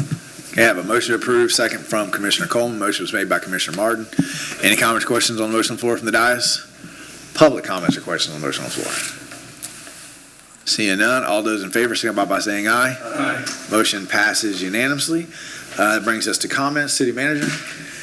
Thank you, Mr. Mayor, and appreciate the extra time for that agenda item. It is complex, and getting it explained in one 5-minute presentation. So thank you. Mr. Mayor, just a few things. The City Commission is aware that we made a grant application, a sizable grant application to the Water Management District for what they call their Water Quality Improvements Program. And that board, their staff has made a recommendation. We're their highest priority. And they've recommended funding it at almost $50 million, 49 and change million dollars. However, they acknowledge that they don't have the revenue to pay that. So they're recommending to their board that our application be forwarded to the state where there's another program that does have that kind of funding. So we are going to live up tomorrow to express our appreciation to staff and their board for consideration and request that they do forward us to the state for this funding opportunity. And that the state agency in Tallahassee is aware. The application is already in hand, so they're reviewing it, but we are probably 60 to 90 days away from knowing whether the state is willing to fund our wastewater plant expansion at an 8-figure level, which would be a huge boon for both Newberry and Archer, our partner in that treatment facility. So good thoughts for tomorrow morning at 9 o'clock when we have a meeting with the board of the Water Management District. And regardless of how it goes, you guys all know, board members, we appreciate the Water Management District and the state for having these types of programs. As I'm writing up my notes for that meeting tomorrow, 4 years ago when we started this project in earnest, we knew it's coming for the whole time I've been here, but 4 years ago y'all said go make it happen. It was a $22 million project, and the last estimate we got, we have changed very little. We had a little bit of capacity for Archer, not much, and the state changed the environmental regulations that we have to treat to, but nothing absurd. And the latest cost projection we got is $80 million. What started as $20 million 4 years ago is now $80 million. And that's a little bit of environmental regulations and a whole lot of price escalation, more than I've ever seen in the industry. So these types of funding tools, we used to celebrate $2 million grants, and we still will.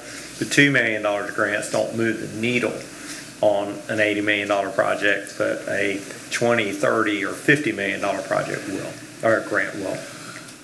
Mr. Mayor, shifting gears, in the recent weeks, we've had more than usual power outages, and staff's aware, and they're tired, and we had a crew spend the weekend in Tallahassee helping them. Their system was hit hard with a bunch of tornadoes, and I would just tell you that our analysis is that we've had more extreme weather, high wind weather this spring in the last 4 weeks than we've ever had in that short of a period of time when it wasn't a hurricane. So we're aware. We will increase our tree trimming budget in this upcoming year, but I assure you it's been more abnormal weather conditions than anything else that's going on, and that our system, because of good funding for tree protection and things of that nature, and because of an AMI system, we are better prepared to address those concerns in 2024 than we ever have been. Mr. Mayor, we had kind of a big week last week in terms of economic development opportunities. So we hosted a few visits. I left the commission a letter we received from Gate Petroleum where they expressed their appreciation for the city, like Publix and like some of the other developments that come in. When they see how well the planned growth is and things like your urban services boundary that you've created, that really raises eyebrows that a smaller community, a rural community like Newberry, is that forward thinking in terms of we want to protect our agricultural heritage. So I hear those comments. I'm usually the recipient of it, and I swell with pride, but I want to make sure that the folks that are really responsible for those types of initiatives are hearing it as well. So we have a letter from Gate Petroleum. There'll be more of those meetings to come. There's quite a bit of interest in that. And Mr. Mayor, Jamie shared with you about road bids, right, for Southwest 4th Avenue turn lane, so I won't go into that. Thank you for your time, Mr. Mayor. My one question, back to the wastewater. So our permit runs out in 2026. Correct. Let's say that we've not been successful at, generating $60 million in grants. What's the process, possibility, timeline of getting, it's Tallahassee that has, in part, created this situation. So what is if we just can't, we need more time to keep going after it. Mr. Mayor, I have a high level of confidence that the state will give us more time. I want to hit 26. I do Don't hear me wrong. But if we're saying, hey, Tallahassee, your environmental regulations are part of this, inflation, devaluation of the dollar, the other part of it, right? Mm-hmm. We just need more time. Correct. Will we get it? Because that's kind of the breathing down our neck. Permits out in 26. I believe that we absolutely will get it. I think that the case that we can make, to move forward, even if we don't get a grant, our bank, so to speak, on this expansion is the state of Florida. And so, lenders have rules. And the state, like today, they can't write us a check. If we started construction, they don't have the funding to pay the contractor. So that in itself delays construction. So I am extremely confident that we will get an extension on our April of 26 deadline, because the majority of delays that we've incurred have been initiated by the state, the people that are going to hold our feet to the fire. So we believe that we will get those extensions, but we work like there's no such thing as an extension, and no one's ever going to hear it. I will assure you that Jamie Jones is putting in 16 hours a day, because it's going on while he's sleeping, figuring out how are we going to get this thing completed by April of 26, and our current construction schedule shows that we can. It's just not particularly comfortable. Okay, I appreciate that, Mr. Attorney. Thank you, sir. Madam Clerk? I don't have anything. Thank you, ma'am. Commissioner Coleman? First thing I want to talk about, I guess you're going to do the watermelon festival. You go right on ahead. No, I'm going to leave that one with you, man. So no names, took he took the thunder earlier. So. Yeah, he did take all our. Okay. I want to, adhering from my constituents, I'm looking at least minimum a 5-year moratorium. Help me say that. A moratorium on single-family residents in the city of Newberry. At least 5 years. You're not talking about what's been approved. Not You're talking what's about been approved, not what's sitting in there right now. I know there's quite a bit in there, but we got to slow this down. So I'm saying minimum 5 years. And I think the staff, I mean, if it was up to me, I'd be directing staff to get that together for next meeting, to be honest with you. Okay. Slow this down. And Mr. Mayor, I'm just taking notes, so if I can just clarify what I think I heard you say. You're talking about maybe zoning applications? We would. Yeah, zoning advise applications. applicants that the commission, Yes. or at least one commissioner, has expressed a will that we not do any rezoning for That's correct. single-family residential for a 5-year period.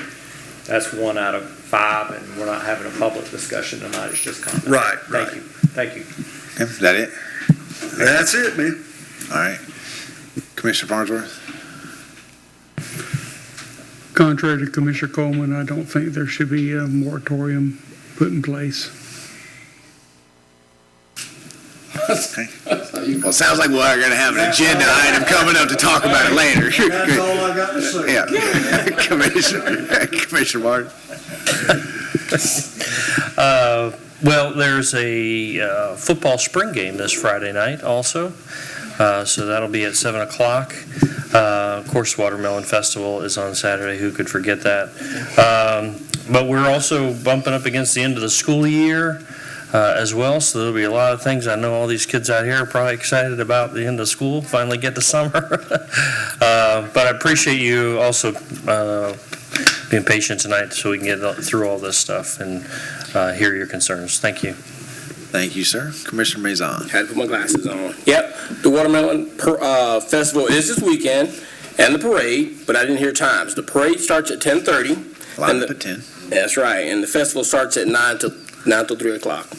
And I also want to let everyone know that Sweets and Eats is reopening tomorrow. So while we have the kids here, donuts, cookies, ice creams, Miss Francis is going to be reopening tomorrow due to the aftermath of all the attention that Newberry had downtown, the unfortunate. And luckily there was no one walking or no one eating outside. That was a good thing. So, and since we have all the kids here, I want to do my comparison with PlayStation and Xbox. Yeah, which came first, PlayStation or Xbox? Who think PlayStation debuted first? Raise your hands. PlayStation, Sony. Okay. And everybody else thinks Microsoft? Microsoft? Which is Xbox? Oh, you're not a gamer. No, I'm not. You're not a gamer. Okay, PlayStation came first 2000. Yes, October. Yes. And actually, Xbox came November 15th, 2001. Just a little knowledge for you guys. They weren't even alive then. I know they're probably on like the 3rd or 4th generation of PlayStation and Xbox. They're probably playing something we don't even know. at this point. And they're like, man, they're so old. They're talking about Xbox and PlayStation up there. Is Wii still a thing? No more Wii? Wii's gone? No? Okay. I tried. Yeah. Switch. Right. You got anything else? Switch is the Oculus. Oh. Right? Oh, my goodness. See, now we've gone down a rabbit hole. Yep. Virtual. What was it called that you had Atari. Atari, yeah, that's good. This guy. Does anybody remember that? I do. Yeah, I do. Okay. You guys have talked about the Watermelon Festival. I would ask, we're going to put up some graphics, but if you're lining up for the parade and you're coming into Newberry, head north on 27, go a couple blocks and come back around. Let's get everybody pointed in the right direction. Please don't turn down, what is that road there, where the produce place? Please don't turn down 251st. That's where all the kids are going to be lining up. So go down 27, come back around, loop around, get lined up right there. Lineup starts at 10, but if you really want to be close to the front, get there, 9:30 or so.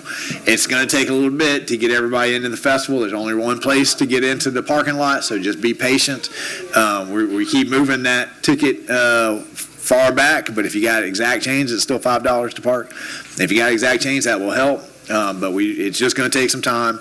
But the festival is worth it. It's the biggest festival they've ever had. They've got over 130 some vendors that are going to be there, and they're all toys and fun stuff to do. So come out and have a good time. You mentioned the near tragedy that we had, and that's it's another reason to call your parents, call somebody to help you if you've imbibed too much.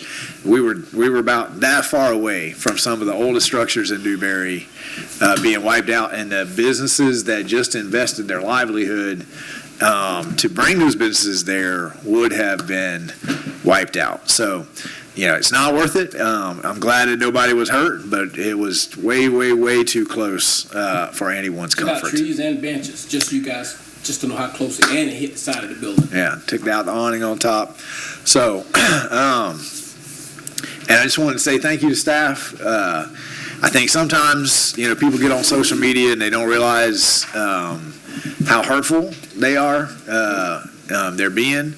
And I just want to remind everybody that our linemen, our people that are out there in the storms that are trying to get your power back on, they have wives, our husbands, they have children, and when you've been out of power for an hour and you decide to go on social media and attack them and say something really nasty about them, you may not hurt the employee, but that employee's child or spouse is probably reading that, and they don't have their spouse at home out of the storm. They're out in the storm. And Newberry, we have a great track record. We get our power back on before Gainesville does. We get our power back on before any surrounding municipalities. And I just ask everybody to be a little considerate about those kinds of comments, because our guys really have been killing it lately. It's not their fault when a storm comes through or somebody drives and takes out a pole, and they've got to get out there and figure that out. And so they're doing the best that they can. Sorry. Go ahead. Yeah. I would just like to add to that, just so you guys know, those linemen, if anybody here has a family member that's a lineman, that job is crucial. All it takes is one wrong touch of a wire, and they're done. So factor in them being way up in the air and the wind blowing, and them making the correct decision on which wire to touch. There's a lot more into it. So like you said, those comments, negative comments when you don't really know, could hurt a family. Yeah, we want everybody to go home. So we want everybody to go home and be back with their family. So just appeal for some consideration when you get on social media. You can say all the bad things you want about me. My wife doesn't get on Facebook, but our employees do, and I guarantee it hurts the families way more than it hurts them, right? Nobody likes to see their family members run down on social media. Okay, citizen comments. I appreciate, like Commissioner Martin said, I appreciate everybody giving us time to get the business done. This is the time where you can have a longer period of time and have a comment type interaction with the commission. So I'm assuming this is about the same topic that we talked about before, which means that we're in pending litigation, which means that the commission's going to listen to you, but we're not going to engage back and forth because of that fact. Go ahead, sir. Will you introduce yourself for us? Yes, sir. My name is Johnny Westland, and I've been coaching in the Newberry area since 2015. I coached at the high school, I was a JV coach, and coached on varsity. And we're here today to talk about a couple of things. Number one is, what we do when we coach youth sports is not just focus on the sport. What we're trying to do is develop young men and young women into being productive members of society. I don't know how many young people y'all have worked with in their 20s or 30s, but they do not have the same principles and work ethic of people that are my age. I'm 48. I work at UF for my day job, and the new people that we have hired don't have a clue on how to get anything accomplished without Google. So I just want to bring up that, what we're doing is teaching them, good work ethic. We're teaching them how to be part of a team.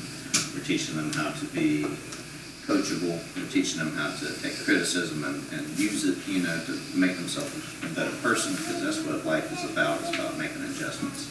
And it doesn't matter what sport you apply that to, we are all doing the same thing. Anybody that's got kids, you are a teacher, you're a coach, you're the lunch lady, you're the principal, you're the dean, you're all of that. And these kids are our future, no matter how bad their haircuts are, or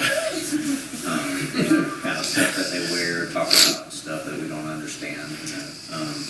But we have to invest in them to be able to get a good return on our investment. I hear you guys talking about multiple millions of dollars, and when we're old and grayer than we are now, these are who's going to be taking care of us. And all they have to do is to run to Starbucks and Publix and go home and get on their devices. Then what kind of future are we leaving them?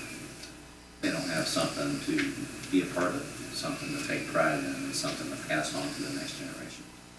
And I know that my time is limited, so I'm not going to spend all my time talking about that. And y'all saying that we are under litigation, so you can't comment. I do have a couple of questions that possibly we could talk about without having to bring up anything that we're litigating.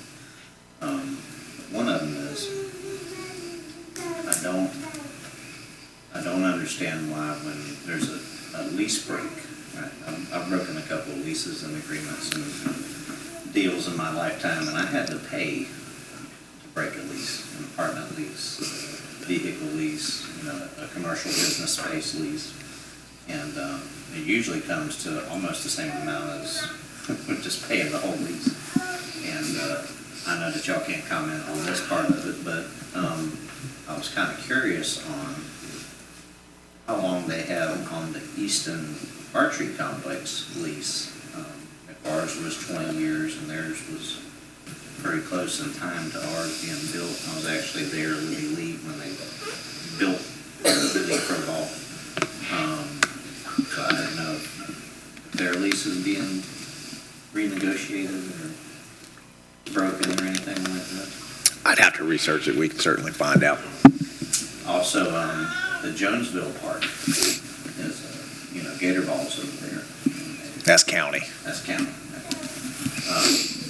So I'll stick with Easton, and I'm sure that we would have to research it to find out, how much time they got left on theirs or what their deal would be, to break that lease agreement. But with all this new development coming in, which I'm in favor of for the most part, I think Commissioner Coleman's here is right. We got to slow it down a little bit. I got roots here. My Aunt T and Uncle Earl Crown live right here downtown. My in-laws are Wayne Farr. They live over there by the Champions Park. Sorry about that. Got 4 minutes. I got 1 minute. But what about the recreational parks? What's the expansion look like on that?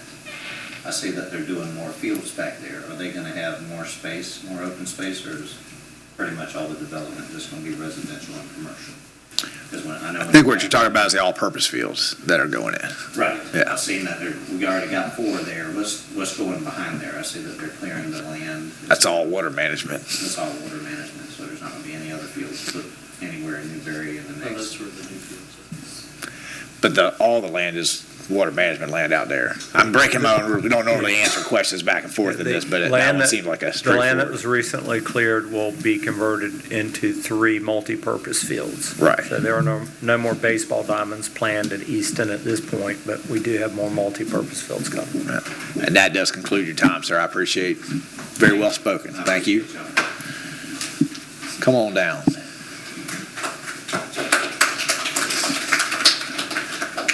Good evening, how y'all doing? Good, sir. How about you? All right, my name is Gary Douglas, I'm a citizen in Newberry.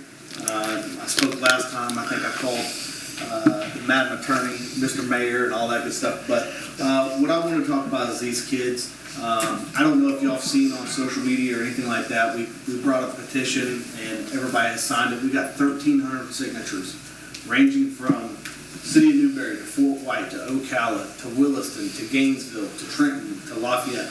All these people come here for baseball.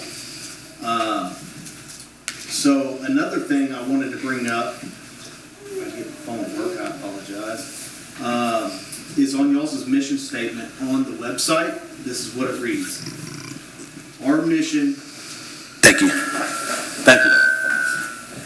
It says to enhance the quality of life for Newberry residents by providing an exceptional athletic programming, enhanced parks, and amazing customer service, ensuring that Newberry is a desirable place to live, work, and play. The city of Newberry has been able to excel in developing facilities that position itself in sports tourism industry, as well as provide our citizens first-class recreational opportunities. The city of Newberry has partnered with Easton Sports Development Foundation, Florida Fish and Wildlife, Swanee River Management District, Florida Greenways and Trails, Florida Recreation Assistant Development Program, M2 Battle Sports, and Pro Ball Academy to develop what is known as the Easton Newberry Sports Complex. Why is this happening? Why is the kids being taken away from this? I spoke to Mr. Mike New on the phone, and all he could say is there are cages across the road that is being built. That's all he could say. That is ridiculous. I live here. I have watched everybody, all these kids grow up. I've coached them. And for your city manager to say that is ridiculous. I've got it on video too. So I want to know why this is happening. Why do you want to take this away from the kids? What if this is your kids in the middle of this? What would you do? You would be upset. And I think there's a lot more underlying in this issue than what everybody knows. I've got stacks of papers. And I promise you, we will not stop fighting. I appreciate y'all's time. Y'all have a good night. Thank you.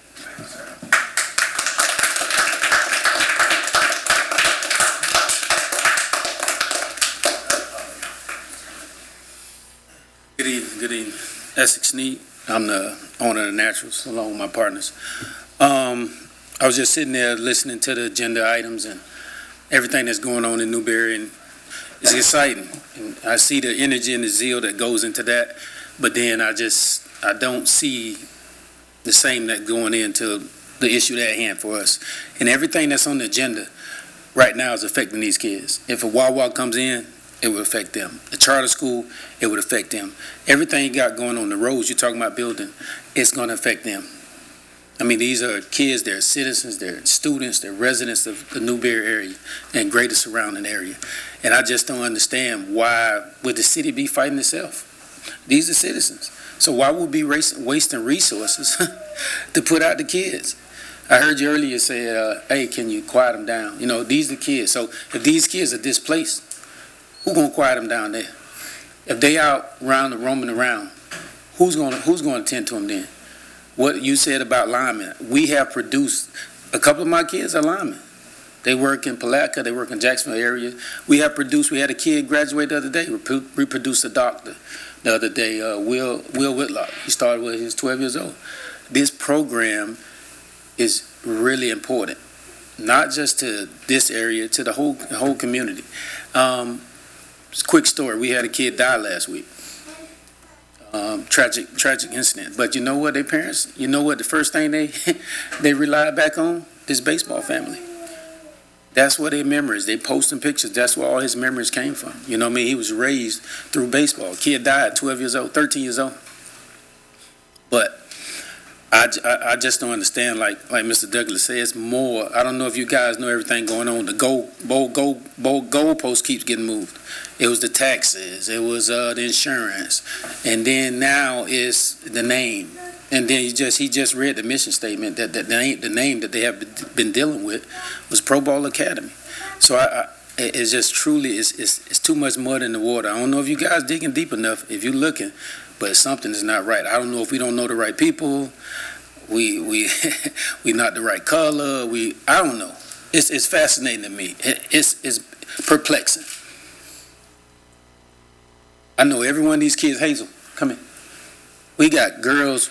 We got young boys. I mean, y'all gonna put her out? I don't understand. It really is perplexing and mind-boggling. Y'all gonna put Hazel out? What's she gonna do? Where's she gonna go after school? But y'all really have to look deep, man. It's a lot. We have cured. When we play baseball, when we play sports, we have to. If they score 7, we have to score 8.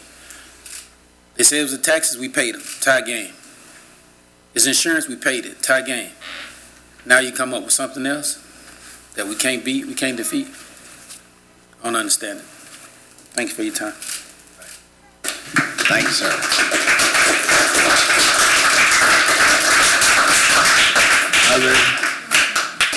Other public comment? Come on down, sir.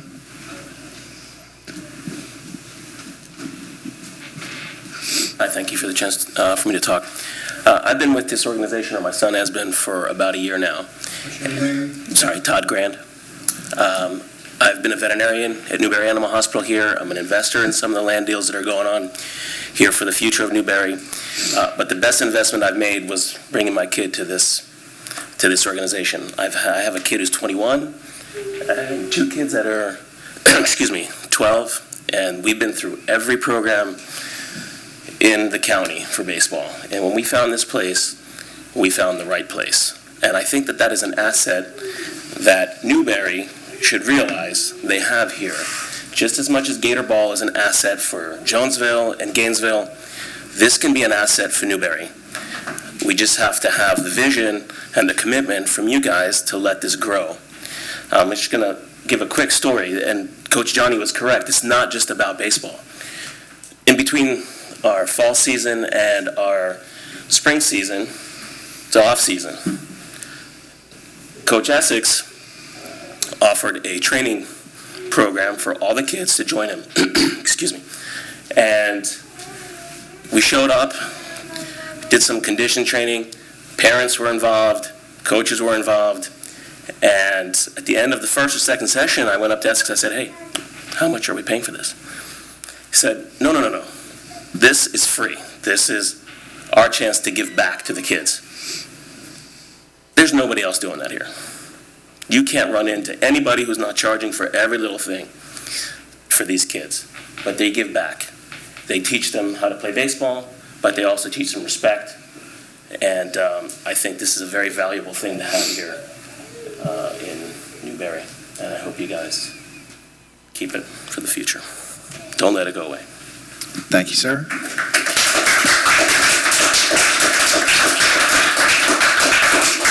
on down. I got something totally different, so Yep. I won't interrupt any other coaches. Commissioner Farnsworth, while you're making your way down, are you going to let this young man go first? Yeah, sure. All right. I was just curious, are these kids participating for free, or are they being charged? I mean, I know that they're paying for there's a fee for they're a business that operates out of the building. Because the building, there's no lease on the building. There's no, I mean, they don't have to pay rent on the building. You have to pay the taxes. Are we getting too far in? I think we're getting too far in. I was just curious. Right. I think we're getting too far in. And again, guys, I know it's frustrating. Trust me, it's just as frustrating for everybody up here to listen and not be able to have that kind of conversation. But once the litigation starts, then everybody's hands are kind of tied on how you can have that conversation. So that's just where we're at right now. But we're listening. We hear you. We can't engage. So go ahead, young man. My name is James Thomas. I play for the Naturals. This is just my life. It takes all the stress off me. After school, where I can go, baseball takes everything off me. It's just my life. And this building is a big part of our facility and our life for baseball. That's all I have to say. You did a great job. You look like a shortstop. I play center field and catcher, and I pitch. Yes, sir. Catcher or center field? I like them both equally. Sir. That's why his knees are bad. I go to school at Oakview, right across the street. I played for the JV team that won the championship. Congratulations. Thank you, sir. Well, all right. Well done. You did great. Sure. Thank you.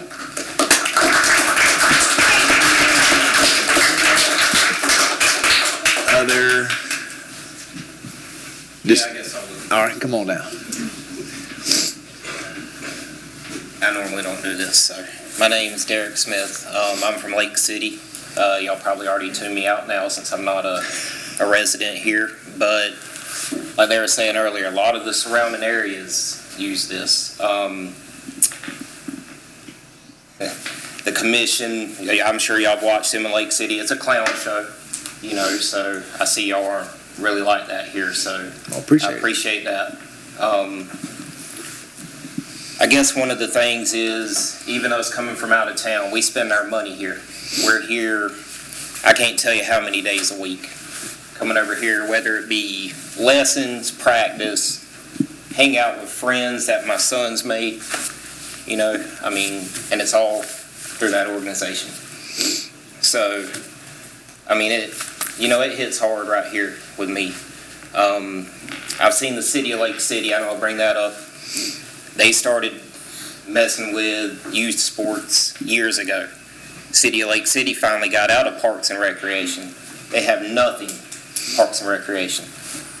The reason I can say that, my sister was over it.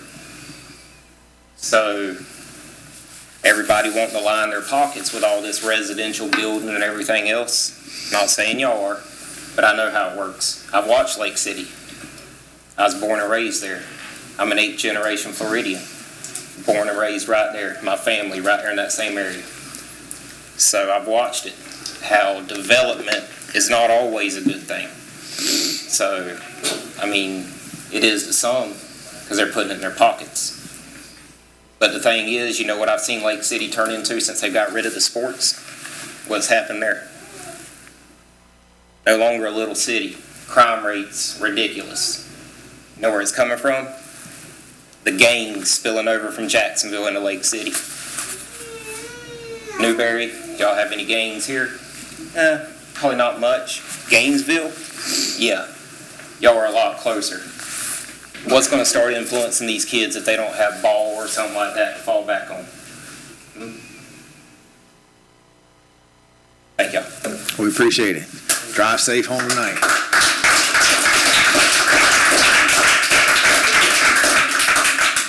Other public comment?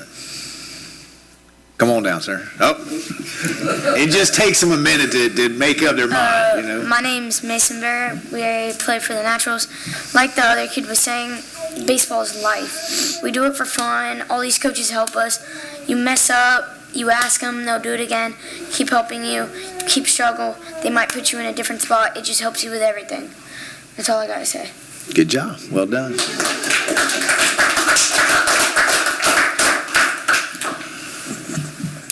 My name is Mason Weeks. I'd like to go back to what the coaches have been saying and the parents have been saying. It's like life lessons. It's not just baseball. It goes through baseball. Like, it's fun. It's like friendship, but it's like life lessons. You're going to use this stuff throughout everything you're going to be doing. Like, you don't, like, Oh my goodness. You're So doing fine. when you You're mess doing up, fine. so when you mess up on the field, the coaches will always use a life lesson that they've learned to influence you. Like, so when you mess up, do you want to be the guy that just walks off and leaves it? Because like, if you're going to do that in your job, you're going to get fired. Or are you going to be the guy that goes back and fixes it, and then like gets paid and does his job, goes home? And I don't know, it's just family, it's friendship. Like, you got all these guys that come out, and we're all just family. We're here to support our family, and you're going to take our home away. It's our home to come there and play baseball, and it's a big part of the organization. That's all I got to say. Thank you, sir.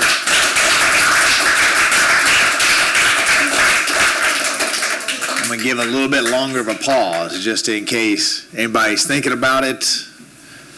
We want to make sure everybody has a chance. Come on down, Mom. You know, one of our guys plays the band. That's my daughter. He played it.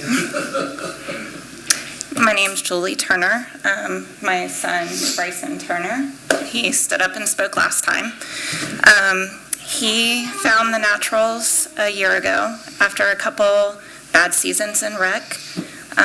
He had a couple coaches that didn't believe in him at all. He found Coach Cedric as his pitching coach, and he pushed him and made him get that confidence for baseball back. He has grown tremendously as a baseball player in the past year that he's been with this organization. All of these coaches, they give these kids opportunities. These are former pro ball players. These coaches have played in college. They know the sport. They came out of a small town. They got to live the dream. These kids see that. They see that they can have this opportunity as well. And I think it is such a blessing for each one of them to be able to have that opportunity. And I really hope that you guys can dig a little deeper and do the right thing here. Thank you, ma'am.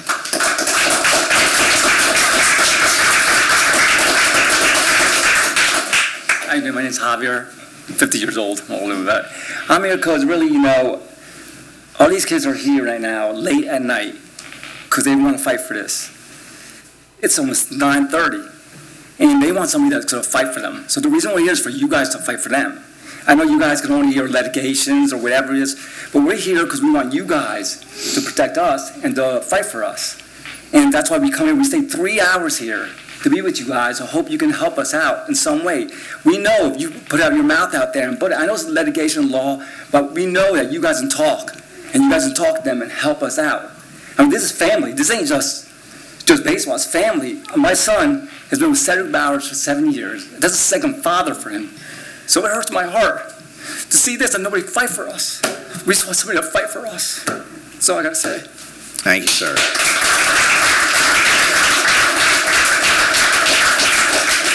Randy Oldman again. I just want to say this is another example of Newberry not sticking up for its kids. These are a lot of kids. The schools are a lot of kids. These are a lot of potential voters you got here. I just want y'all to think about this before you kick them out of their building. They've been there so long, and they've got like 2,000 signatures almost on their petition. Think about these kids. Think about the kids in the school. Think about these kids in this baseball complex. Think about every kid, not just the ones you deem necessary. These kids are important. Please, I know you can't say anything, but please let them keep their building. Thank you. Thank you, ma'am. Come on now. Like, my name is John White. Like some of the other kids were saying, baseball is life to us.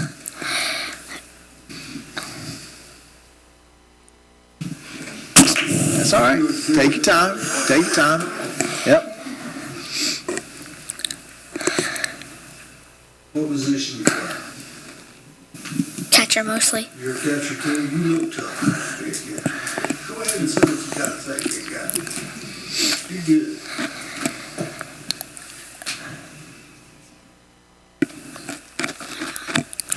You want to let somebody else talk and you can think about it? Come back. That's good. Come back. Good job, baby.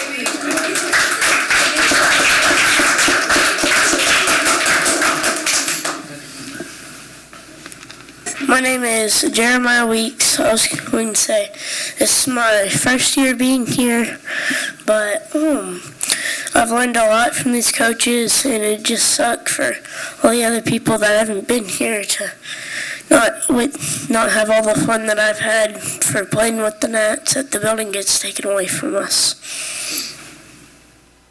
That's all I have to say. Thank you, sir. Good job.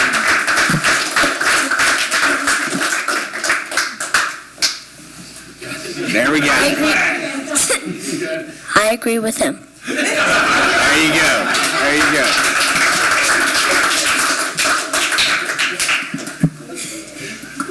go. Other public comment. All right, we're going to let you segue us to a different topic. We appreciate your patience in letting them have their turn. So it's going to be hard to follow that. Yeah, that's a tough one. But appreciate the opportunity, Mr. Mayor, Commissioners, sorry. Totally switching gears here. It's something that's been bugging me for a long time. I've lived here 35 years. I'm sorry, did you say your name for a record? Paul Hornby. Just make sure we get it into the camera. Our pedestrian crosswalk by 1906. Spell your last name, Hornby. I just think it's kind of pitiful. I think it definitely needs enhancing. You see new technologies out there where you press a button and lights flash. There's a stanchion in the middle of the road, so state law requires you to stop for pedestrians. I would love to see something like that. I mean, I don't know how many times I'm sitting in traffic or rolling through there. Just the other day, a little old lady standing there. I don't know, 12 cars went by, and finally somebody stopped. I make a point to really look ahead, but if you're heading east, that flashing light is kind of blocked by some of the trees. So, and then if there's a school zone going, there's just a lot of yellow lights. So it's confusing, especially to people new here. So I would just suggest that some enhancements be made there. Additionally, I'd also advocate for maybe another one closer down by Bounds. I see a lot of kids coming out of school, crossing, and they'll stand there for minutes waiting for somebody to stop. There's a crosswalk painted there, but nobody pays any attention to it. So just for public safety. Just two more things real quick. The outcomes of the comprehensive plan review that went on. I went to 3 of those meetings. I'm just curious, and I think if I remember right, they're going to be submitted pretty soon, maybe June. I'm just curious, are we going to be able to see those as they're submitted, just to get a sense of input from the community, what you guys tweaked or added or did to those, to that plan would be helpful. Also, just wanted to thank you all for putting out that current survey that's out there right now, I guess through the end of May. That's always a good opportunity for people to make comments. I would make a suggestion maybe for future surveys, and I know it's difficult to do this, but maybe add an opportunity for some commentary just to underscore a particular point. And I know that's difficult when you're tabulating results to kind of get that information, but it certainly would help sort of explain a position or an issue. So that's all I had. Thank you. Appreciate it, sir. And my understanding is when staff finishes the comp plan review, it'll get presented to the commission before it's submitted on with all the comments. Is that correct, Mr. That is correct, Mr. Mayor. It'll come back for a final public hearing before it is transmitted to the Department of Commerce now. The name changes every few years, the Department of Commerce. So we have public hearings planned for where we'll outline where we are and receive comment from those in attendance. The DOT, the crosswalks are, we've had those conversations with DOT. They have expressed an unwillingness to make an investment in this road, knowing that it's going to change significantly in just a few years' time. But we will, transmitting that information is pretty easy. We just don't get to make the call on that. We communicate information to them, and we let them do with it what they will do with it. But I'm right in that we are being successful, that when they do that work, those improvements are being contemplated and funded. Okay. You're absolutely correct. I got a comment real quick. I totally agree with him. The other day, a matter of fact, I was coming back from Silverback. School had let out, and there were like 3. They didn't even stop. They just went right out, and the guy in front of me slammed on brakes at the bounds area. It's dangerous there. Scary. Yeah, I mean, I also think that we should try to work with the schools, principals a little bit more, because, you know, somebody asked, was it 255 where Pickett's and Dollar General are? I see a lot of kids crossing, and you got the light, which does stop, so you have a light to help you cross, and then you've got this one, and then you've got one down at Bounds. And I understand from FDOT, like, you know, we could put them at every single intersection, right? Yeah. So there's some balance of we are needing kids to walk to those areas. But I mean, this has been an ongoing problem. I remember Rocky used to pay, when it was backyard barbecue, he used to hire an off-duty cop, and that I remember watching him throw flashlights at cars that were ignoring him, you know. And so I mean, it's just been, it's an issue. So I know we got a resolution coming. It's just one of those things. Just these enhancements are going to be years from now. Traffic is building up. Well, the 26 is, orange flag. yeah, 26 is That's in a broken system. 26. I mean, it's right out. FDOT is in, it's still slated to begin in 26. No, 27 now? 27. It's 27. Well, we're going to keep working on it to get it 26. Commissioner Coleman, and then we'll come down the line. What you were saying, but once it's 2 lanes going that way, Little Bears, it's going to be worse. Actually, it should be better. I'm talking about, Right. I'm talking about pedestrians trying to. Right, cross the street. You need but all of and when they do the two-way pairs, the enhancements will come too. But most of the studies that we saw, when I'm crossing the street and I only have to look one way, it's actually easier to cross. Right now, it's doing this, right? And I understand the frustration, because I remember the commission being same thing, right? And that was back when backyard barbecue, and you got an off-duty cop throwing a light, and we're still going up to FDOT saying, hey guys, you got to help us out. And here we are 20 years later saying, hey guys, you got to help us out. Commissioner Martin? It did remind me that I think there's only one flag left in the little stanchion. Well, not that it's the end-all be-all either, but hey, somebody has got quite a collection of those things. Somebody does. Somebody is. But I know we've got the flashing light, we've got the warning, we've got the crosswalk in there. I mean, there is a lot of stuff there already, and it is ridiculous that people just can't take the responsibility to use a little caution when they're going through there. And I mean, there is a little bit of light blinking overload, you know, when the schools are going. You think that would make people even a little bit more cautious, but they don't give a damn. I mean, other than me getting in every single car and personally driving it that 1 mile, I mean, there's only so much, unfortunately, we can do. But Yeah, I have a solution. Me and my wife was actually walking from 1906. She almost got hit. Had to stop her.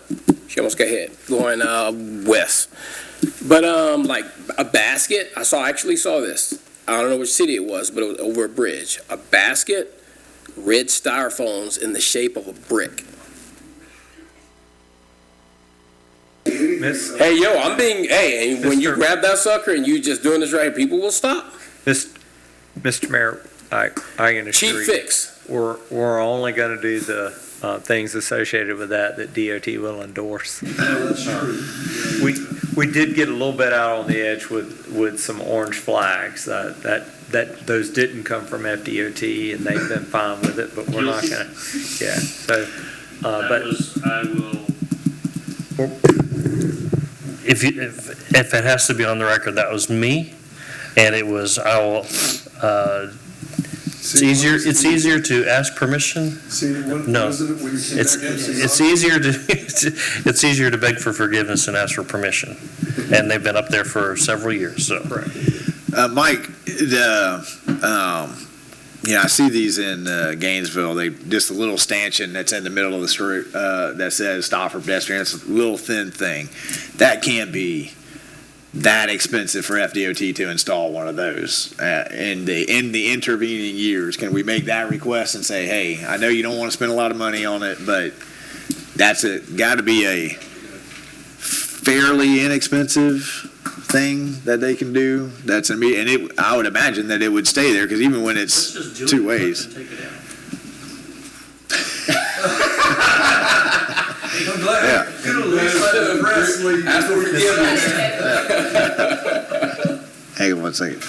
Mr. Mayor, anything that would involve running electricity into the, Yeah, it's not. I'm not talking about the lighted one. I'm just talking about the one that if you hit it, it flaps. Like a cone. Yeah, it's 3 inches wide, little round.